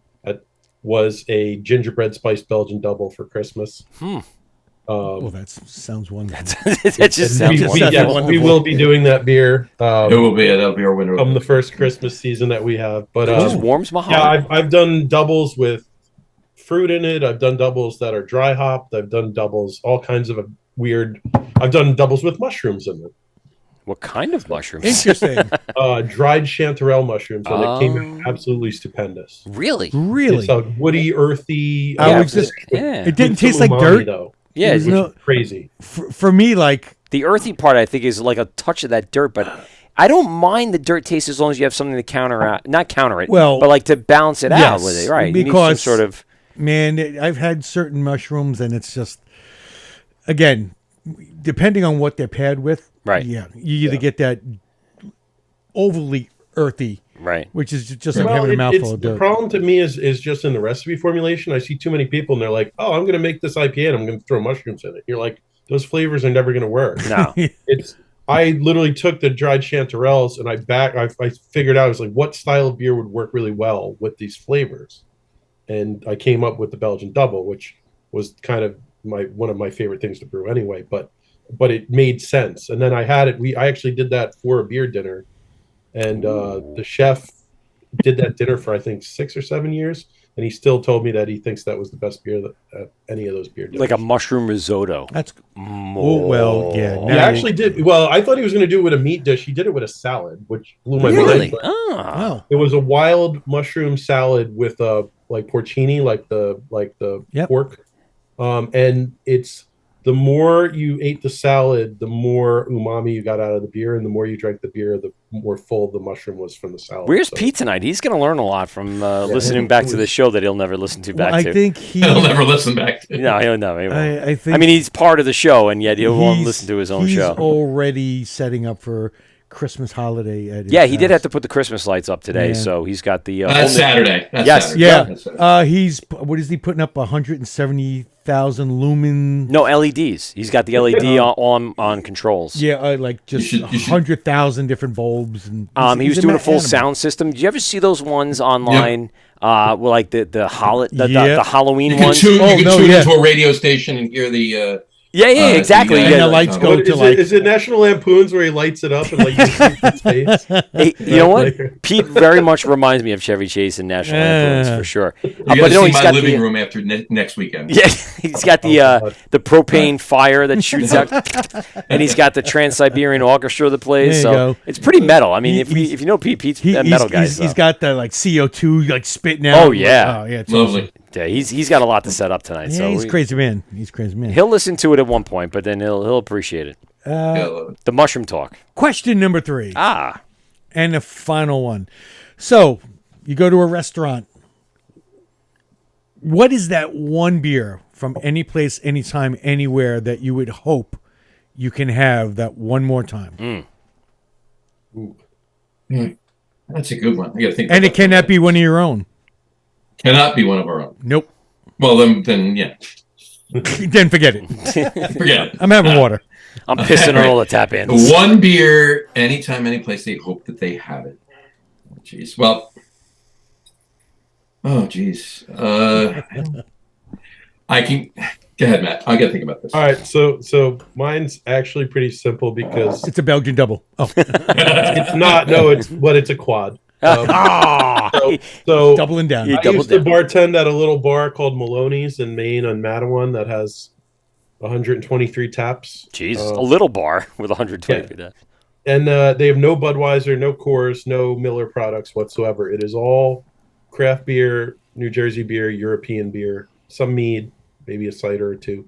But I just remember that every blue moon we would get a keg of Guten Poor choice of words there. Yeah, I know. I was like, wait, Yeah. Every once in a while, we would get a keg of Guten Carolus Van de Kaiser Blau, which is amazing quad from Belgium. And I just remember having that beer with food like all the time. And you can have it without food. I mean, the beer is unbelievably delicious. But Who'd they blow to get that keg? well, no. Well, what he's trying to say too is that they really didn't sell a lot of it because he drank most of it. He was wheezing the juice. Maybe I let him sell a couple. I'll be, if few out you to my give me a buddy. second, I'll be right back. I got to run in my cellar. I can get a bottle of it and show you that one too. Oh, Oh, there you go. There you go. This guy's growlering it and deep freezing it. Yeah. They actually it's in 750s. They still sell it in 750s. The Cuvée Van de Kaiser Blau. It's such a good beer. I echo that. I actually was leaning towards. Yeah, I'm glad he said that because I was like, maybe I won't say that. But a good at that point, a Belgian. Yeah, I'd probably lean towards Chimay Blue. There we go. We've heard that one before, yeah, Yeah. for sure. Chimay Blue. That's a tough one to or, find on tap, but at the same time, Well, it's It's bottle. I mean, I've only The double too. The red is fine. The red. Yeah. Yeah. We'll Yeah, serve. but it's not We'll Grand fill. Reserve. It's not a Grand Reserve. No. Of course no. not. I actually had blue recently at Monk's okay. in Philly, Yeah, there's a couple Nice. places I have it. and it was bottle. So. Yeah. I used to get it years ago in a former life when I ran a bar. I actually every year I got it. Twice a year I got a sixtel of it, or about a 30-liter of it. Now, is Yeah. it through like international distribution? Like what companies handle stuff like that? Well, then I don't know who handles it now because I used to get it through Hunterdon, and Okay. Hunterdon just closed Yep. in New Jersey. Yeah, And, that's like our Manhattan kind of thing. Yeah. That's no, that's your union. Oh, you okay? Right. So whoever handles those overseas Sheehan contracts. family. So yeah, so they get it. It's an importer, and then the importer deals with the distributor. Yeah. I'm not sure who actually is importing it right now, but yeah, they had the Sheehan family was getting it, so they should be able to. Obviously it is in New York. I just don't know where it went in Jersey, because a lot, like I think 35 of the top brands for Hunterdon went to Budweiser distribution houses. Good old InBev. Oh, wow. Having a good time with it. Yeah. And then the rest of them went to a couple of the smaller ones, and then there was a few that were left out in the dark. I doubt very seriously Chimay is one of those, but yeah. But yeah, that would I would say if I was looking for something bigger, something like that. Short of that, like I always say, if I'm going somewhere, so not necessarily a bar, because you go to a bar, you go to a restaurant, you know what you're going to expect, right? You know where you're going, you know what the bar is going to have and what you're going to drink before you get there. Okay, they have craft, I'm going to drink craft, whatever it may be, if it's local or whatever. Or okay, well they don't really have a good craft program or whatever. I'm going to have a gin and tonic if it's summer, or an old fashioned if it's winter. Yeah. But that's just me. But whatchamacallit? But I always say, like, if I'm going to a wedding or something like that, if the bar has a craft beer, I'm having craft. If it doesn't, hopefully they have Sam Adams, Boston Lager. Yeah, All right, something like like Right. worthy of just at least Right. drinkability. If I really, really, really, really, really want a beer and they don't have Sam Adams, but they have Yingling, I'll have a Yingling or two. Yingling, really? If I really, really, really want a beer, Like super desperate. Yeah, right. But short of that, I'll switch to spirits at that point. It's funny because Yingling is such a old label here in the United States, right? So, It's the oldest in the country. right? Yeah. So I mean, 1829. Yeah. one of the first craft beers that I had, and someone was like, "Oh, try Yingling." All right. I was having the nut brown. I was trying some of these crazy different tasting beers. I could never get into Yingling, and I just don't know why. And I have gone back to it. And for some reason, it's just built in me. Just no, you don't like Yingling. I'm like, okay, I guess I don't like Yingling. It's an amber lager with corn. And I like all it amber really is. lagers, so I don't understand how it's possible that particular brand doesn't do it for me. It doesn't have as much beef to it. It's not that dark of an amber because it does have a lot of corn in it. Yeah, So, it drinks thin, which is fine, and which I don't mind. But when you're sitting, all right, so like college dorm room, we have these in Milwaukee's Best, or you got like your Natty Ices or whatever, and then someone brings the Yingling, oh, something with flavor, and then you go, nah, I just was. Steve, you ever into Yingling? Do you like Yingling? So wait, I gotta tell you a quick story. Oh, go, yeah. So when I was in college, and this was a long time ago, but a keg of Budweiser, a keg of Miller Lite was, I think, $50 Okay. for a half. And a keg of Yingling was $55. And I had 4 roommates. And I was like, listen up, we're all throwing an extra $1 in. Getting the Yingling. And I swear to God, every time we'd go to have a party, people were like, yo, are you having that good beer at the party again? We were known as the guys that had the good beer because we spent the extra $1 a piece to get Yingling. To get outside of Bud Light or whatever. Yeah, I mean, not that I like Bud Light or Miller Lite, but just Yingling never did it for me. I don't know what it is about it. I've had it once and in I a like while. ambers. I like lagers. I like corn-based beers. There's nothing there that I wouldn't like. I just don't know what it is. I was so happy this past Friday Yeah. because while I was at Mulcahy's, Mulcahy's. I was drinking Utica Club on tap. Get the fuck out of here. Where was Utica Club? I was there Saturday. It was on tap, bro. What? On tap. Utica Club was on tap? On tap. How come I didn't see that? Did they take it off? There was a lot of I might empty have drank tap it handles. I might I have been might me. have drank it, oh, bro. Shit. I am not joking. Wow, I suck. I definitely did not do my research on that. I should have Have- paid attention Have a lot you, more. have either of you? I'm assuming the answer is no. But have either of you been out to the Yingling Brewery in Pottstown, No. I have not. No. Pennsylvania? I've been down the block from it. I was at Sly Fox. That's in Pottsville. Oh, Pottsville. Same, different. Pottstown is about 45 minutes north of there. Ah. Yeah, it's it's north of 78. Like go up past Allentown. Go. You know where you know where Cigars International is? The big, huge thing off of 78 going out in Pennsylvania. It's that exit, and it's about 20 minutes from there. Wow. It's a really cool facility. It's from like the base of the bulk of the building was built in 1829. It was built into the side of a mountain, and you could actually they take you down to the caves where they used to, refrigerate the kegs. Store the beer, There was yeah. there was no Right, refrigeration right. in 1829. But right? have you had a Yingling Black and Tan, like the Yeah. actual bottle Black and Tan, not made a Black and Tan with it? Yeah. I think I had that one, and I was better suited for The that. Black- Yingling- You do all the time. Yeah, the Yingling Porter is very good. The Yingling Porter is. I mean, it's a regular for yeah. I mean, it's not like I'm gonna oh, give me a Yingling Porter. I don't want this local porter that was brewed with these ingredients, whatever. Yeah, clearly, yeah. I'm gonna have to circle back around. Speaking of that, yeah, especially Yingling when it Porter's has good. local roasted coffee or something in it. Yeah, if Like it's if it's a Shameless plug. if it's can like this, Oh, yeah, we got that. with this local porter. Well, speaking of which, let's get into these beers because we're now into our third beer here that you guys had sent us. We started off the night with the Hef. So the Hef that you guys brewed at Cypress, am I correct? Correct. Break this down for me because you talked a little bit about earlier the water profile at Cypress kind of lending itself to this.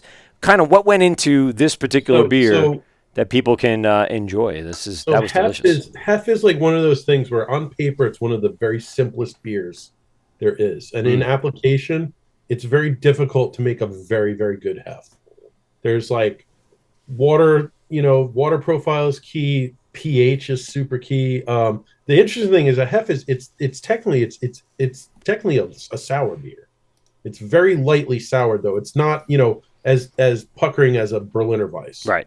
And it's also yeast driven. So the yeast in a Hefeweizen, the Hefeweizen yeast is the closest genetically to Belgian yeasts. Yeah, So and you that's get a what lot of most those people get stronger off of that flavors, is that Belgian particularly flavor. banana and clove are the two earmarked flavors that you should get out of that based on the yeast. And I have to say that this is probably one of the nerdiest named beers ever because it's called Freising Tide. So obviously it's a play on Rising Tide, but there's a brewery called Weihenstephan that's been around for almost 1,000 years. Oh, That makes, in my mind, the best Hef there is. Freisen. And that in another 16 and change years, they'll be 1,000 years old. Yeah, so what is it was 1040. Yeah, 1040. 1040. And then England became a kingdom in 1066. The brewery is older than England. Jeez. To As put it should things be. in perspective. But that little brewery is located in the town of Freising in Germany. So it is a homage to Weihenstephan's Hef, and also they got a little bit of a head start on us, but I hope that I can adjust and get it to be in the same. I think 987. 900. I got to do it a little bit quicker. But 984 years. I think they dialed in the recipe. Yeah, a little bit. Yeah, they only had a slight bit on you. It's definitely a world class beer, and they have dialed that in. I Is will. it right if I just sit here like this with the cup? Sure. Yeah. My glass. There you go. The same story I do. Perfect. I like that you have the merch out, you He's have got the it going, glassware bro. out. That's the way you promote. Listen, Tap pail's right over here. just take a note from a brewery called Jones Beach Brewing Company. Oh, the Swag Masters. The Swag Masters Swag Masters. had merch out 3 or 4 years prior to even making beer Bro, they were for the showing public. up. They were So showing up. they sold their merch to make enough money to buy the equipment to make That's pretty much it. I'm telling you right now, I closed my brewery during COVID. They had merch out before I closed my brewery. They would show it to my brewery and be like, "Hey man, you want a T-shirt?" No, I'm good, man. I'm good. No, we got this. And they're the nicest I mean, the greatest great guys. greatest guys, making really good beer now. But yeah, funny stuff. They were a merch company prior to being a brewery. That's what we were laughing about.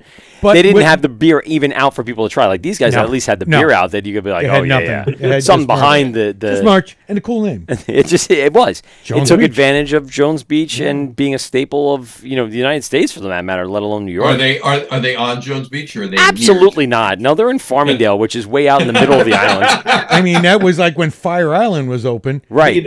They Americans were not are on pretty Fire crap at Island. Nope. geography anyway, right? Like So- Brew SA is much closer to Jones Beach. Yes. You're 100%, Jones bro. Beach Brew. They're a 500-yard lap away in the Olympics to Jones Beach. Right. But Jones Beach, at least I give them this. They're in the same county.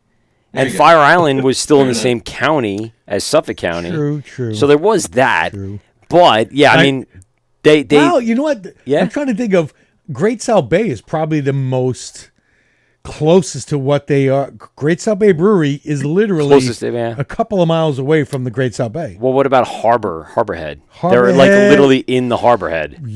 Yeah. But it's not called Harborhead, though. It's just No. Northport, so I don't Jeff know. is in Port Jeff, right? Yeah. Yeah. Oh, you guys are 20 very 20 familiar. Wait a second. 27A Brewing is on 27A. It is so- not on 27A, but it's No, close it's to off. it. Pretty damn close. Pretty close. Pretty I mean, damn close. but maybe a mile, not even.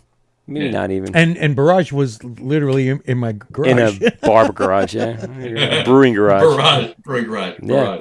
Barrage. You guys, obviously you've put together a good lineup. Like I said, we've had the IPAs before, but let's break down this Hefeweizen. What yeast are you using? Are you cultivating that yourself? Is that something that came is it basic SO4? Like what are you using? I do have to say, I always use, like, if a brewery has a Hefeweizen, that's how I judge that brewery. Yep. I truly do, Well, that and lagers. because I love Hefeweizen so much. I know all the little Nuances. the little intricacies of what that beer could be, and if they make a good one, Yeah. then I'm on board. I'm on board. board with them. Anyway, so So the one thing I wanted to And Well, we drank the shit out of it. well, so that was the first one, and it's long gone. that so, lasted all of 5 seconds. We so, moved on very quickly from that Hefeweizen. and I continued on to the other beers. So yeah, I'm going to say you did a good job. The one thing I wanted to mention is that all the beers that we've released to date are going to be core beers from the brewery. Oh, They're going to very be cool. beers that we plan on having all 12 months of the year. So it's 2 IPAs, Single and double. Hefeweizen. We have a Vienna lager, which I drank that earlier, which is called Awkward Tan Lines. and That's a great. That's name. great. and the coffee porter. yeah, put The it coffee back up porter, again. Yeah, I'll just Yeah, which so is listen, Nautical this, Twilight. this coffee porter, I wish I let it sit for a little bit, even just to warm up a little more. We couldn't. We couldn't. I know, it was so good. That got me laughing. Like, that got me through, like, the 8:45 to 9:15 era, and I was sipping like a gentleman. So you brewed this with Turnstile Coffee Roasters from Belmar, in collaboration with. What went into this? Because obviously So- the coffee was forward and it was delicious. It was. It's really, it was it's very really good. funny because I don't drink coffee at all. I love it. I in don't beer. either. Absolutely love it in beer, but I don't really drink coffee. I don't. I drink coffee, and they're literally 4 or 5 blocks from my Yeah, house. they're right by John. And I've been there a bunch of times, know the guy. So we went there when we were picking, Mhm. a place to actually work with and partner with to come up with the coffee blend. Yeah. It had to be Mike and Dave. And so we went over to them and sat down with them. Matt and I sat down, and as much as Matt doesn't drink coffee, we must have had 30 samples of coffee. Oh yeah. That day. It Like was we like walked out. vibrating. We walked out. It was vibrating when we walked out. Guys, Like shit. it was caffeine. ridiculous. I did the same exact thing the way back when I went to Giorgio's Coffee Roasters, and he just kept. And I don't drink coffee. I'm a tea guy, you're an, but I love the flavor. I love the flavor of it. But I'm what was just the name? It was Coffinator. What was the name of the no, not it was. This was a different one. different one? This Oh, was okay. when we did our Russian Imperial, Ah. and Russian Imperial coffee. Nice. and he just kept giving me samples of like all these different, like from Ecuador, from Guatemala, from and Same thing. I was vibrating by the time I left there. Yeah. I didn't even have to start my car. The whole car just like shimmied down the road. Just touched Holy the glass crap. and it broke. But You're you like, know what? It's sometimes is nothing better than having a roaster near you that has exceptional, like supply. And These guys are fantastic. let me tell you, this They beer already was are. fantastic, and I those mean, notes of we coffee. talked in it. about, so I knew what the malt bill was going to be, and I knew what the flavor profile was going to pretty much be. So I wanted coffee that would lean into like chocolate and nut Yeah. kind of notes to work with that porter really well. And again, it's a 6.5% porter. It is no lactose. It's Nice. just straight up. It is a porter, and it has a nice coffee finish. It is no more, no less, and it is exactly what Big coffee nose, nice coffee finish. Now, coffee let me top, ask you: everything. how did you incorporate the coffee? That's what I was going to get to. So we talked about not only what coffees to use, we talked about what level of roast. The guys at Turnstile were fantastic. We came up. This is a Guatemalan Brazilian blend, and they roasted it just a little bit lighter than espresso. Oh wow! See, And I then like what we espresso. did is we took it. We had a very, very coarse grind, and when we had the beer in the bright tank, we had a small like 1-barrel tank. We ran some beer out, and we had the coffee suspended in that tank. We recirced the tank like overnight to make a super concentrated like cold brew, and then we pumped that beer back into the main bright tank and let it kind of just infuse with See, everything. I love to hear different things like that because every brewer does things a little different with coffee, Yeah. and it's interesting. Like I would take it and cold side when we would crash it. I would add same thing, coarse grind, and leave it in there and circulate, but cold, like really cold, almost kind of doing the same thing. But then there are other guys that will put it in during sparge and add it that way. And then there are other guys that, have it in the liquid form already and just pour it in. It's so interesting to see and each time it's a different flavor. Either it's really robust or it's subtle and depending on the bean you use. Yeah. Man. And you said, did you add any additional chocolate to this? No, all all from- that wow, flavors that's all from the from the- roast and from the Jesus coffee. Christ. That's awesome. From the coffee and the malt bill. That's it. Yeah, That's fantastic. That one, I mean, I'm a Hefeweizen fan, and I'm not a huge porter fan. Like, I don't seek them out. I really like the porter. Really like the It was porter. very good. I wish I had more of that You know because what? I could sip on that all night. it's clean flavor. That's what I want. Yeah. And it definitely hits you with the clean flavor. It definitely, and the thing is with a porter, it's real easy to get that astringent, kind of bitter, and I got none of that. And with coffee too, which is can Yep. easily add that right on top of it. I think as I get older, I'm developing different tastes. I think most people experience this that your taste Happens all the palette time. changed, and more. Just for instance, like I get espresso coffees in the morning, like a latte or something like that. More and more, I'm asking for more coffee. Just give me more of that espresso, dark, roasty. I see cold brews out now. Like I'm like, where the hell did I come from that I'm all of a sudden now into like the really deep roast stuff? So man. this hit the spot. Like that's. I wish my morning coffee tasted just like that every morning. With the same amount of alcohol. Absolutely, I get through my day. We've had people come up to us now. I don't know how true this is, all right, but we've had people come up to us saying that it's such a good cold brew that they have one mid-morning. Oh my God, that'd be fantastic. It's Do you so know? good. I mean, if it wasn't in Well, that's my plan when I retire. right, yeah. There you go. Well, I mean, if I wasn't in gonna charge have of other I'm gonna- people's children, I'm going to have a nice porter. I would be drinking the I shit should out of at that. 9 in the morning. Yeah, that sounds fantastic. Put it in a So cold brew this is tap like called Sail Away. Nautical Twilight, and then Ross Brewing, which is not too far from where I am here in Sayreville, they did a collab beer with Cypress actually called Twilight Sky. And then I'm good friends with the Ross guys, so they had a big beer fest that they want to do a bunch of collabs for. So I said, well, we got to do Nautical Twilight Sky. And what their beer was like a kind of like a Dunkel Weizen. So I beefed up the recipe and made it like a big like 8% Dunkelweizen that we then took some of the custom roasted coffee and put it in. Oh, man. that beer came out so good. It was draft only. Unfortunately, they never packaged it, but it was very good, and I really enjoyed that. So we call the beer, That coffee's good more than just a porter. nautical That coffee twilight is- sky. Yeah. that coffee's Now, fantastic. with that said, because now that kind of sparks my imagination here, does New Jersey have like a cask fest like we do up here on Long Island? No, Not no. anymore. We did for a couple years. We had it was, I don't know, like Kivovitz from NJCB, I'm assuming. I feel like I do. New Jersey craft beer. New Jersey Yeah. craft beer. Anyway, so he used to sponsor like an event that it was held in New Brunswick at the Harvest Moon. Okay. And I think we'd have between 10 to 15 breweries, and everyone would just bring an individual pin of something, special. And they would, we'd have a cask fest that way. It was really cool, but absolutely nothing like Blue Points. Nothing like Blue Points. I mean, Blue Points, yeah. what we experienced a couple weeks ago, Yeah. every year it's just they're one-upping themselves every year.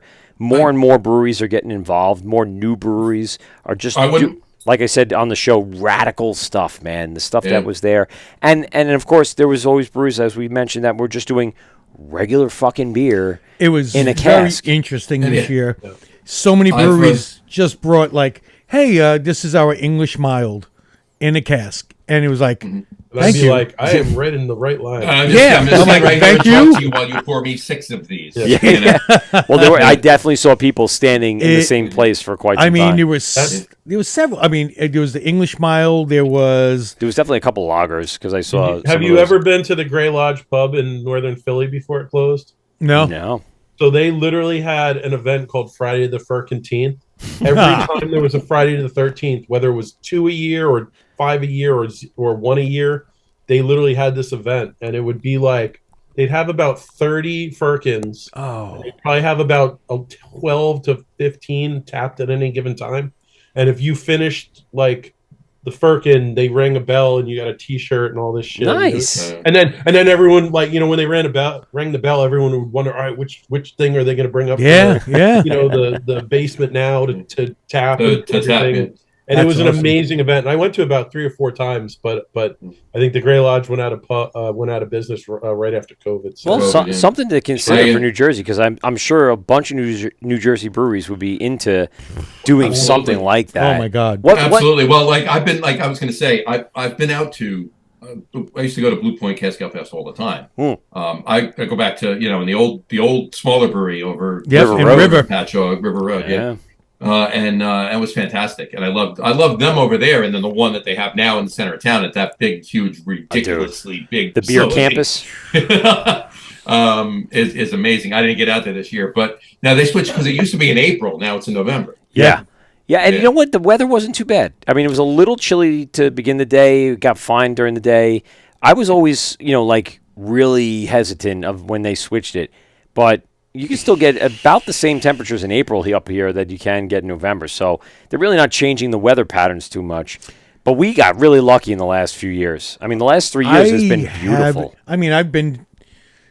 I've either participated or done, been on the show the last 9 years, and I think one day early in the morning it drizzled, and then the sun came out, And beautiful. and it's amazing. It's like the weather pattern knows there's a beer fest going on. Amazing. But the amount of beer and stuff like that, I mean, that's something that maybe, you guys could talk to the guys over at New Jersey Craft Beer and figure out. That's something I definitely travel Be down for. something very interested to put together. That's Yeah. Let me tell you, I would. And I can would give you some definitely- contacts I for would- people that organized it that can give you some tips and tricks on how to do it right, because Blue Point Yeah. does it right.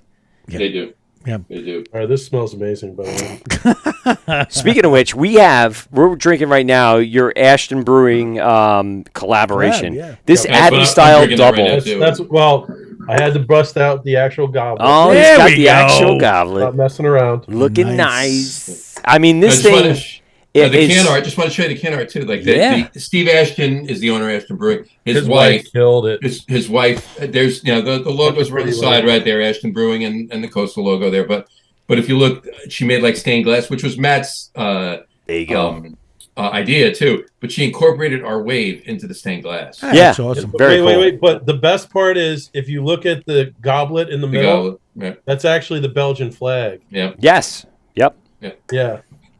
How Very, cool very is Look that? at you throwing little friggin' Well, he's been around the world diving Well, into. Little Easter eggs. Yeah. yeah, little Easter eggs. Gotta love that, man. I like that. Where's Captain America and all But this? Is I'm he looking still for the on? whale shark. I don't see it anywhere.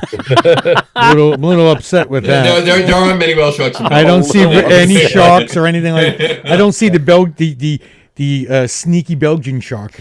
So what went into this collaboration, the relationship? How'd this all come about? So I've known Steve for a while. I've done some beer judging with him. He's the highest rated beer judge in the state of New Jersey. He's a master judge. Wait, you were a beer judge as well? Yeah. Let's circle back to that. Okay, keep going. So basically, I love Belgian beer. I know he loves Belgian beer. We'd seen each other. He actually had a really shit sandwich of a thing because he got his license the first week of March in 2020. Oh no! So Yeah, he What a sando that started brewing is. beer, and He they got like his license 6 days before the shutdown. before they shut Sounds like when you everything close your down. brewery. Yeah. You So close yours, he opened his. He opened without being able to have people in his brewery for like, I don't know, 6 or 8 months. which Who do we really know that sucked. did that? Isn't there someone else on Long Island that did that? There were several Yeah. breweries. There was a couple breweries There that was were like, several. we're opening during COVID. But, It was like, what are you doing? oh, You know, Motion. he eventually Oh, got yeah, the, was allowed to have people there, and he's making some really good beer over there. And Ashton is in a space that used to be another brewery. It was originally Demented Brewing, I've heard of that. and Demented went out of business, and Steve found the place, and he went in and he did a lot of work to it, and started kicking out some really nice beer. And so we talked about doing a Belgian together, and a double seemed like a good idea. And then we kicked around a couple ideas, and I wanted to put raisins in it, and we were thinking maybe of doing like a cookie one with raisins and almonds or something. And then we finally settled on why don't we do just raisins and currants. And we're just building the flavors that should be in the double and kind of doubling down as a terrible pun. But like when I just smell this, I love the amount of dark fruit that you get out of it. You just get that raisiny. It's definitely lighter than what I expected, but Yeah. it reminded me, just when I read the can, it reminded me of like a Korzendonk. Yeah. With So having the raisins and currants and again being Belgian style. But yeah, great flavors in it. It did go a little bit drier than we quite expected it, but I kind of really like it. I mean, it's when we went there to help them can, and at the end we were done with the cans, but we ran all the beer out from the lines out into this big like 4-liter giant pitcher, and then we were hanging out and drinking and having some pizza and doing all this stuff. And I went to pour myself another beer, and I'm like, where the hell did all the beer in the pitcher go?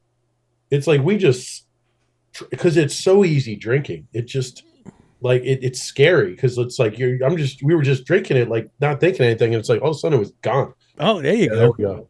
Yeah. That was already after we had drank a bunch of it, by the way. The pitcher was filled to the top. I mean, Oh, there was a man. lot of beer, and like we did it in a relatively short amount of time, but you know what? This is the perfect time of year. This is a beer. This again, the essence of Belgian beer is to have a gastronomic ale, a beer you can have with food. Yep. Gastronomic. I like that. This is an excellent beer that you could have at the Thanksgiving table and would go with almost everything.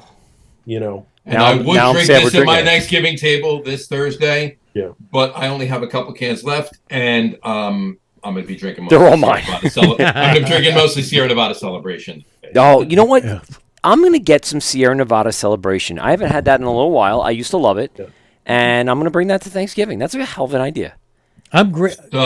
It's such a good beer. I'm already set. We do Thanksgiving at my house, Yeah. so I already got my wonderful old Fezziwigs.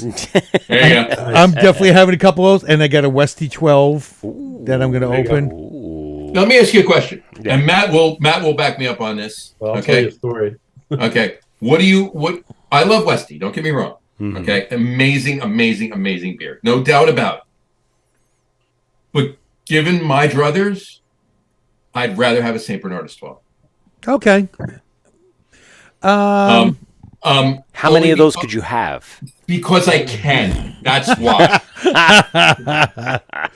This is Because true. I can go to any store any Yes. day of the week, any month of the year, Yes. and get St. Bernardus 12. Yes. No, I'll tell you a little beer judging. I'll tell you a beer judging story real quick then. Oh, yeah. So I want to get back to that, Matt, because you beer we judging. had- Wait. First, how the hell did you get into beer judging?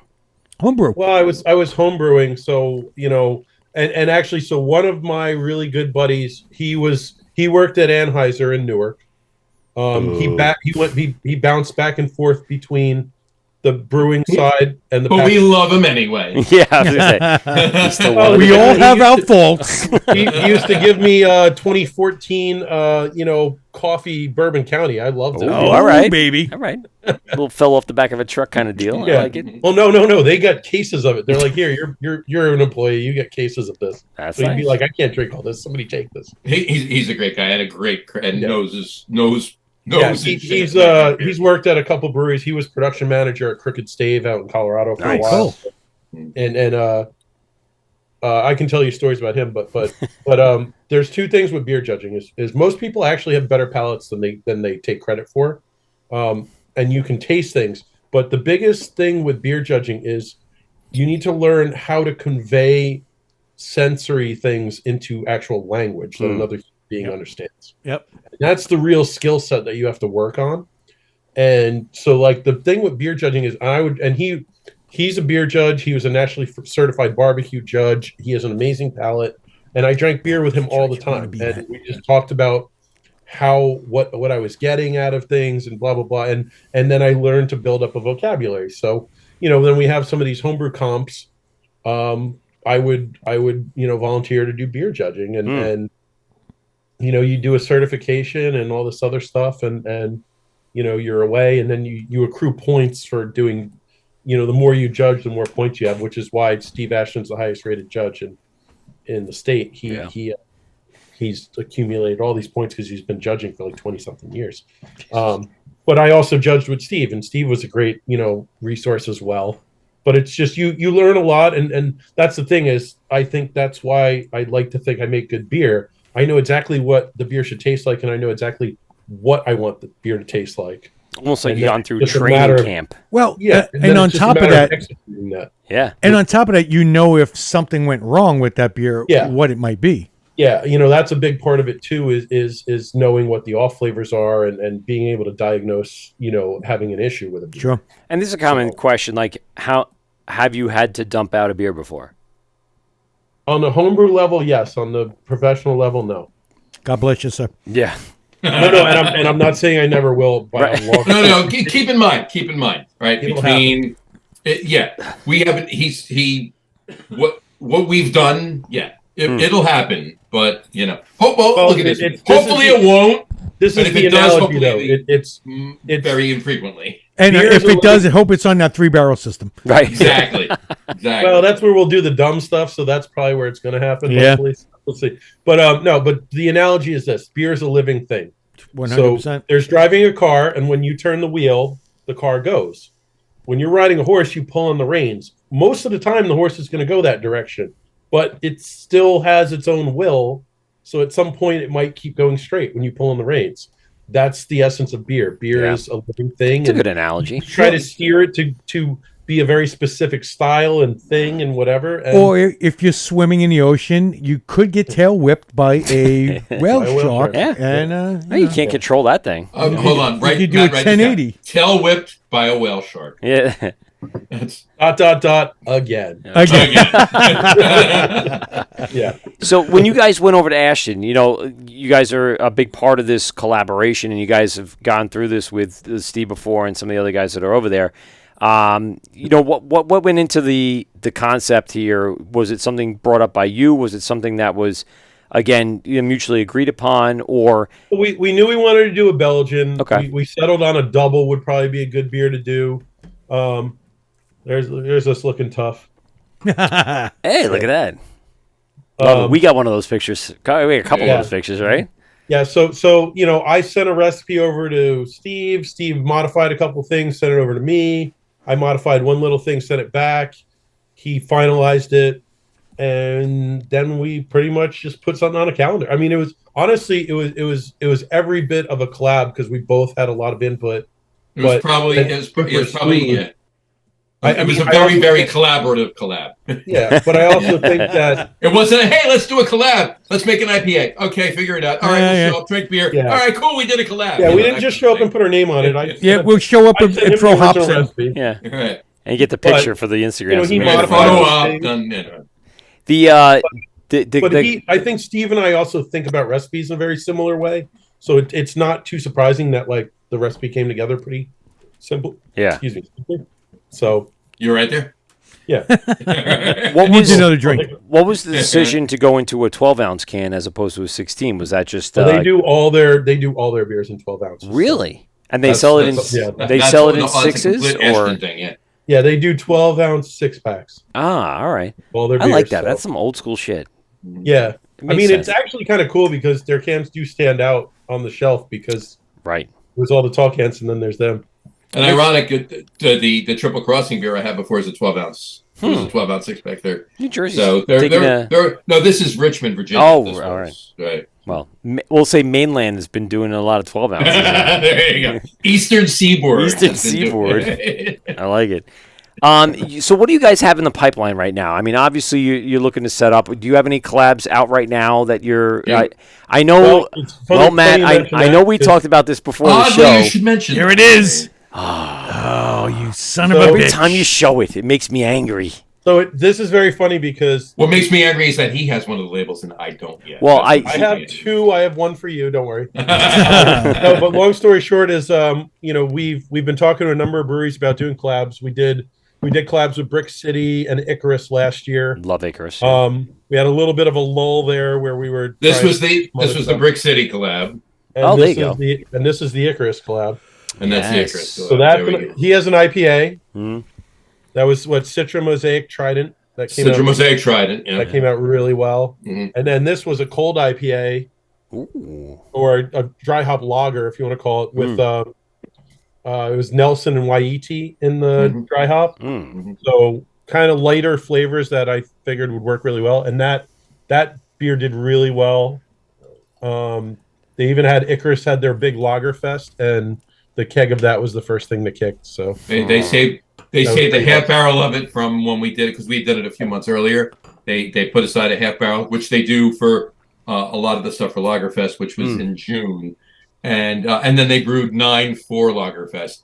The first one to kick that day was that beer was the ounces of Coastal Feather. So it's a little interesting because technically this double just came out this past Thursday, so Mm. only a couple days ago, and now right away next Friday, Black Not Friday. this Friday. Yeah, this Friday. Sorry, this Friday. We have beer from the Black Lagoon with alternate endings, which is a kind of an old school like West Coast black IPA. Love it. So if you guys aren't doing anything on Friday, take a ride to Aberdeen, New Jersey. And we'll be at the brewery at noon, and we'll go. Wait, that's Black Friday, isn't it? Black Friday. Exactly. Yeah. Hold on, I gotta check my calendar. There might be a trip somewhere in my future here. I have Sunday free for sure. I was thinking about taking a trip somewhere, but maybe. Oh. So it's Hopefully they still have something. Cascade, Simcoe, and Chinook, and you get these really nice deep pine notes that work really well with that roast. Love that. Love a black IPA. It's one of my favorite styles. Yeah, and it's we didn't go ridiculous. I think it's like 70 IBUs, so it's got some punch, but it doesn't really smack the hell out of you. It's not a palate record. It's 7% ABV and 70 IBUs. So in some ways, I think it's kind of a really nicely balanced. You're saying all the right things, Like, man. that's an oxymoron, but it's a balanced black IPA. It's a balanced black IPA. Yeah. I could almost smell it, and I have no clue what it tastes like. I got this thing in my head right now. It's Shit, now I want black IPA like tomorrow. Like I need it. Yeah. Should I do celebration beautiful and then find Cascadian dark. who has a black IPA out right now for Thanksgiving? I don't know, I but got I it. want it. Most of the black IPAs that are getting released around now aren't getting released till Friday. Till Friday. So you're not Because of Black it's Friday. Black Friday. Yeah, Yeah. it makes sense. Damn you. Well, breweries. Source just released I think it was 1 or 2 weeks ago. They released Midnight. a mixed Murder. a mixed 4-pack. It was 2 red IPAs and 2 black IPAs. Yeah, it's I forget the Murdered Out is the name. Murdered Out is the black. That's a IPA. cool. Black That's a cool IPA. concept. And the can is cool as hell. It's The can is black. The lid Black is black. matte The with label's black. Yeah. The writing on the black label is black. Yeah. That's like metal from Trillium. It is. Trillium Oh, does yeah. that, right? Yeah. yeah. They do a great job on that. But no, it's we have a collab in the works with Twin Elephant Ooh. coming up. I basically the recipe's already done. They just have to order the grain and put a date on. What's the style? So that's a weird one. That's a black saison with black cherry puree.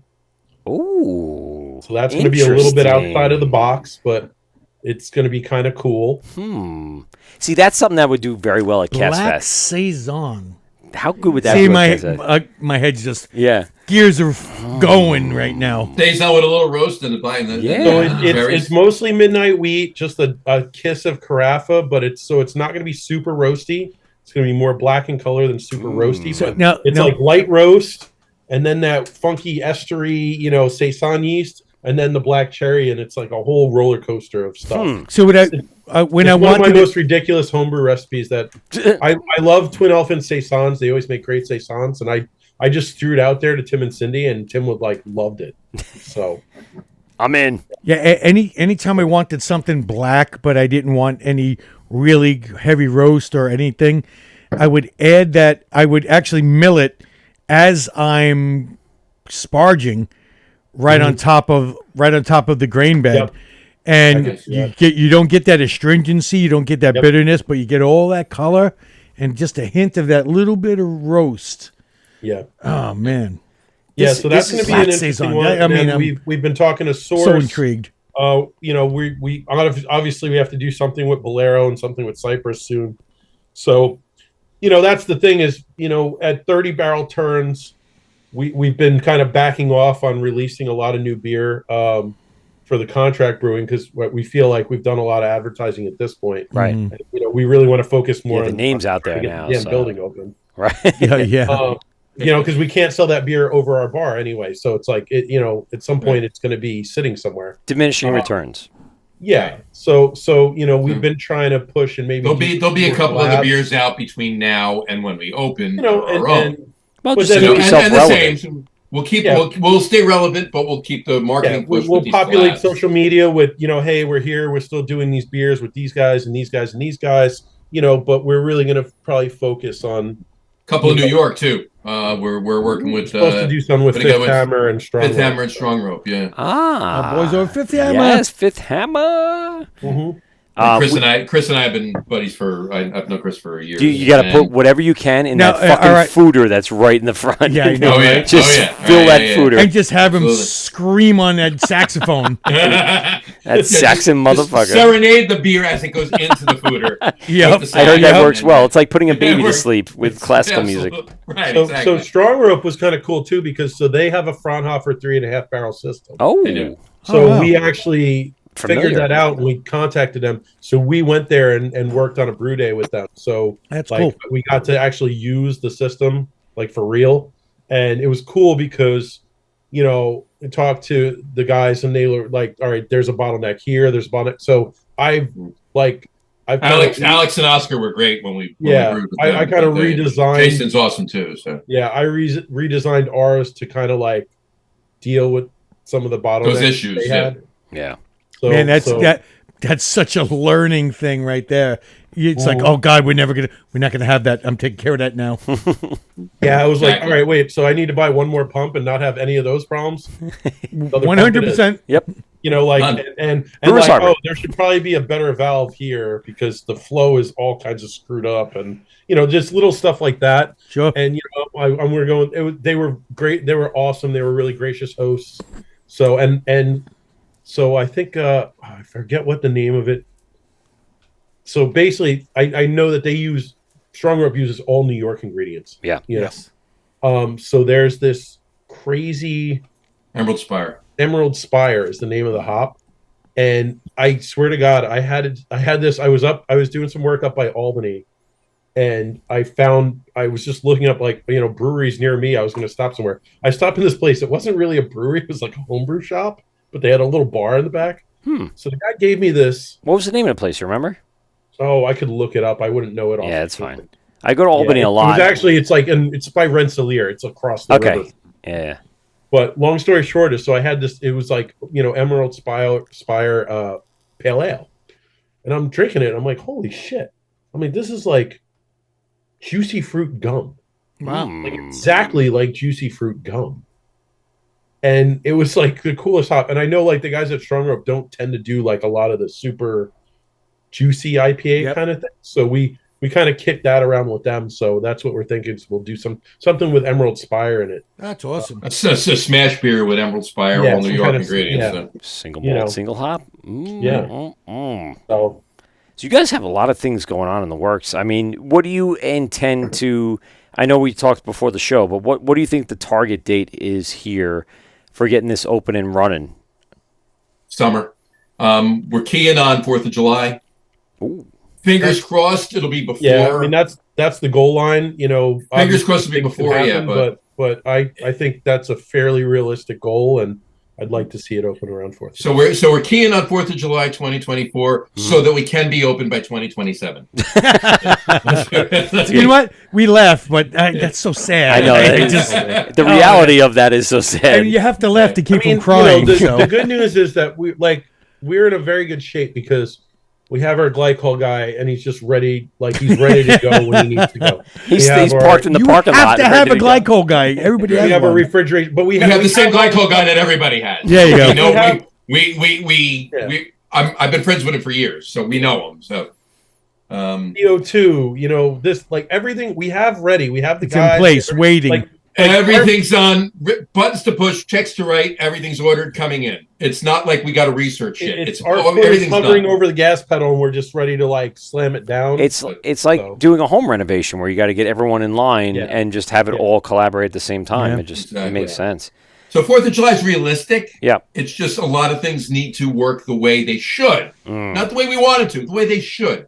And then 4th of July is realistic. But summer 2024 regardless. That's what we're looking at. But listen, I hope you guys get all the stars aligned for you because, like I said, from the moment we kind of stumbled upon you at AC Beer Fest to now having some of these different styles of beers that you guys are putting out, everything has been fantastic, to us. And it's something that I know that New Jerseyans and even, travelers and tourists alike are going to enjoy your brews, your styles, your creativity that goes into all this. I have a feeling that you're going to be very successful, and you're going to have one hell of a ride over the next few months to try to figure this all out. Oh, yeah. Really appreciate you guys for being on the show tonight, man. Yeah. Thanks a lot for taking the Really time. Great beers. A lot of fun. Sending us some beer, and Great beers. we really appreciate it. We love hearing from New Jersey because it's kind of like our home away from home over here. We get kind of sick of the New York beers after a while. After a long time, we're like, we've drank it all. I won't say get sick of it. I don't mean sick, but I mean we're like we've had it all. Well, What haven't we had? Well, the thing is, without the beers around by us, Yeah. we could get them anytime we want. Anytime we're spoiled. Yes. We're spoiled little bitches that we That's need to. absolutely. I totally concur with that. Yeah, and we want to. Like I said, we've traveled so many times to New Jersey now. Even whether it be AC Beer Fest or whether it be multiple times just to go to Cyprus or just to go to Icarus Kane or go to Kane and Carton at the same day. Yeah. Well, you got look when you're going to Kane. We're Now right you by don't it. have any excuse. You're coming by us. So There we go. We're literally smack dab in between Kane and Birdsmouth. We're 8 minutes north of Kane, 6 minutes south of Birdsmouth. Wow, it's perfect. It's a perfect little trifecta. And then you I can mean, go over and to Icarus is moving up a little further north, so we're not going to be too far from them with their new location. nice. So Exactly. Monmouth County is going to have the most breweries of any county in New Jersey. So we're going to be Cool. Already does, but even yeah, more. we're gonna be the epicenter. Adding to that list. Yeah, I like Like but it. I mean, anywhere from Source down to Icarus, there's going to be a lot of good breweries to hit it. Jeez, if there is someone wants to not take a day trip just and naming hop names, around. and I'm just like going, Right? wow, there's a lot of beers that I could just spend Yeah, an it's entire great. weekend. Nice little Wild travel. Air, Last Wave, Bradley, their Little Dog. There's a lot of good Oh, breweries. Last like Wave. all- I forgot about Last Wave. Shit. yeah. So Last many- Wave's in Point Pleasant. It's technically Ocean County, but it's literally like a quarter of a mile out of Monmouth County Right, in Ocean yeah. County. Yeah. And they have a sister brewery. They own 2 breweries. In Asbury Park, they have a second brewery, Wild Air Brew. I said it before, Wild Air Beer Works. Yeah. And they do lagers and wild fermented ales. And Beach House. Beach House is literally 8 blocks from my house. Like, Wow. right over here. Yeah. So I have friends, like I mentioned to you guys before, like that live in New Jersey, and when we go down there, we're like, all right, what breweries we hit? And that's the first thing on the topic.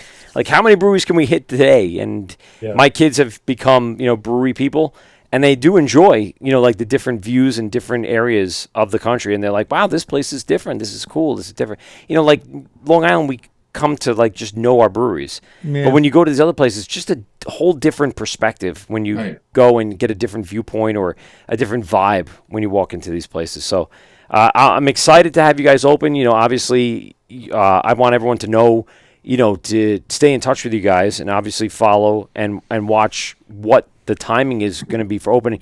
Why don't you give us some of the contact information where people can find you, get the latest information on how the process is going? Sure. Well, all of our social media is at Coastal Brew Works. Instagram, I was going to say Twitter, X, excuse me. Instagram, X, which Facebook. And Facebook. Thank you. Can't forget Facebook. I say it's all at Coastal Brew Works. You can find it all on there, and the website is coastalbrewworks.com. So everything is Coastal Brew Works. Whatever you put in, look for Coastal Brew Works, and everything.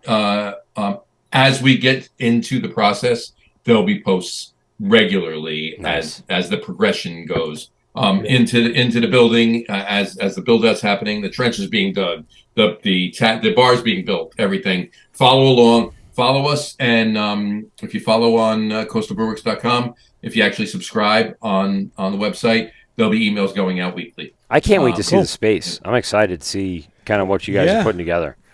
How this is all going to be laid out. One thing we're going to do is we are going to like in half of the in the tasting room, we want to build like a loft area. Because one of 2 things. One is it's actually then we use it as a private rental space if we need to. Kind of like garbage. Huge thing. Oh, nice. That's a huge thing for breweries that all the brewery owners I've talked to. They're like, make sure you have a private party space. Yeah. You're going to have private parties, and you might as well not close the tap room when you're having private parties, and they have the extra space. It actually makes people angry. I always want to do that, right? 4,000 square feet, and we had a 2,000 square foot loft. Yeah, because there's going to be a decent amount, and that's not counting outdoor space. We're going to be able to have a few people there. So. It makes people angry when you have a private party and they can't go in. Yeah, right. Like when you see on the social media. I can't show up. I was going to say that'll never happen. Who knows? It might, depending. Listen, if someone wants to bring us a private party with 200 people, I'm gonna close my brewery. Yeah, exactly. I'm gonna close it down. 100%. We'll just really beg them to do it on a Wednesday. That's yeah. Well, the Christmas parties are always good for a good Wednesday or Tuesday night. Right, exactly. But that's great, guys. I really appreciate you guys being on the show. Coastal Brew Works opening up in Monmouth County, and listen, I wish the best for you guys. And for you guys, any last words before we got out of here? Drink Coastal. There you go. Drink Coastal. You know what? That's a good slogan. You should have that on the side of the can. I know a couple breweries that do something like that. I think it's on your shirt too, right? Is it? It's on yours. Shameless plug there. There you go. Is the world Mike Pete and Steve GovsRadio.com. Appreciate for everyone for joining in on the Instagram tonight. The podcast will be out on all your major podcast platforms. Spotify, the Hopped Up Network, New Jersey centric Hopped Up Network. Jersey Beer guys, shout out to those guys. Also on Amazon, on Spotify, on iTunes, all the major platforms. And check them out, Coastal Brew Works, and all your major social media and website. Steve, anything you have to say before we get on out of here? Yeah, man. Have a wonderful Turkey Day. Yes. And drink some good beer. Happy Thanksgiving to everybody. You too as well, sir. And guys, don't forget to have your pets spayed and neutered. This is the Wort with Mike, Pete, and Steve, GovsRadio.com. And we out. Well, that's 2 hours of your life that you'll never get back. Are you kidding me? Please hang up and try again.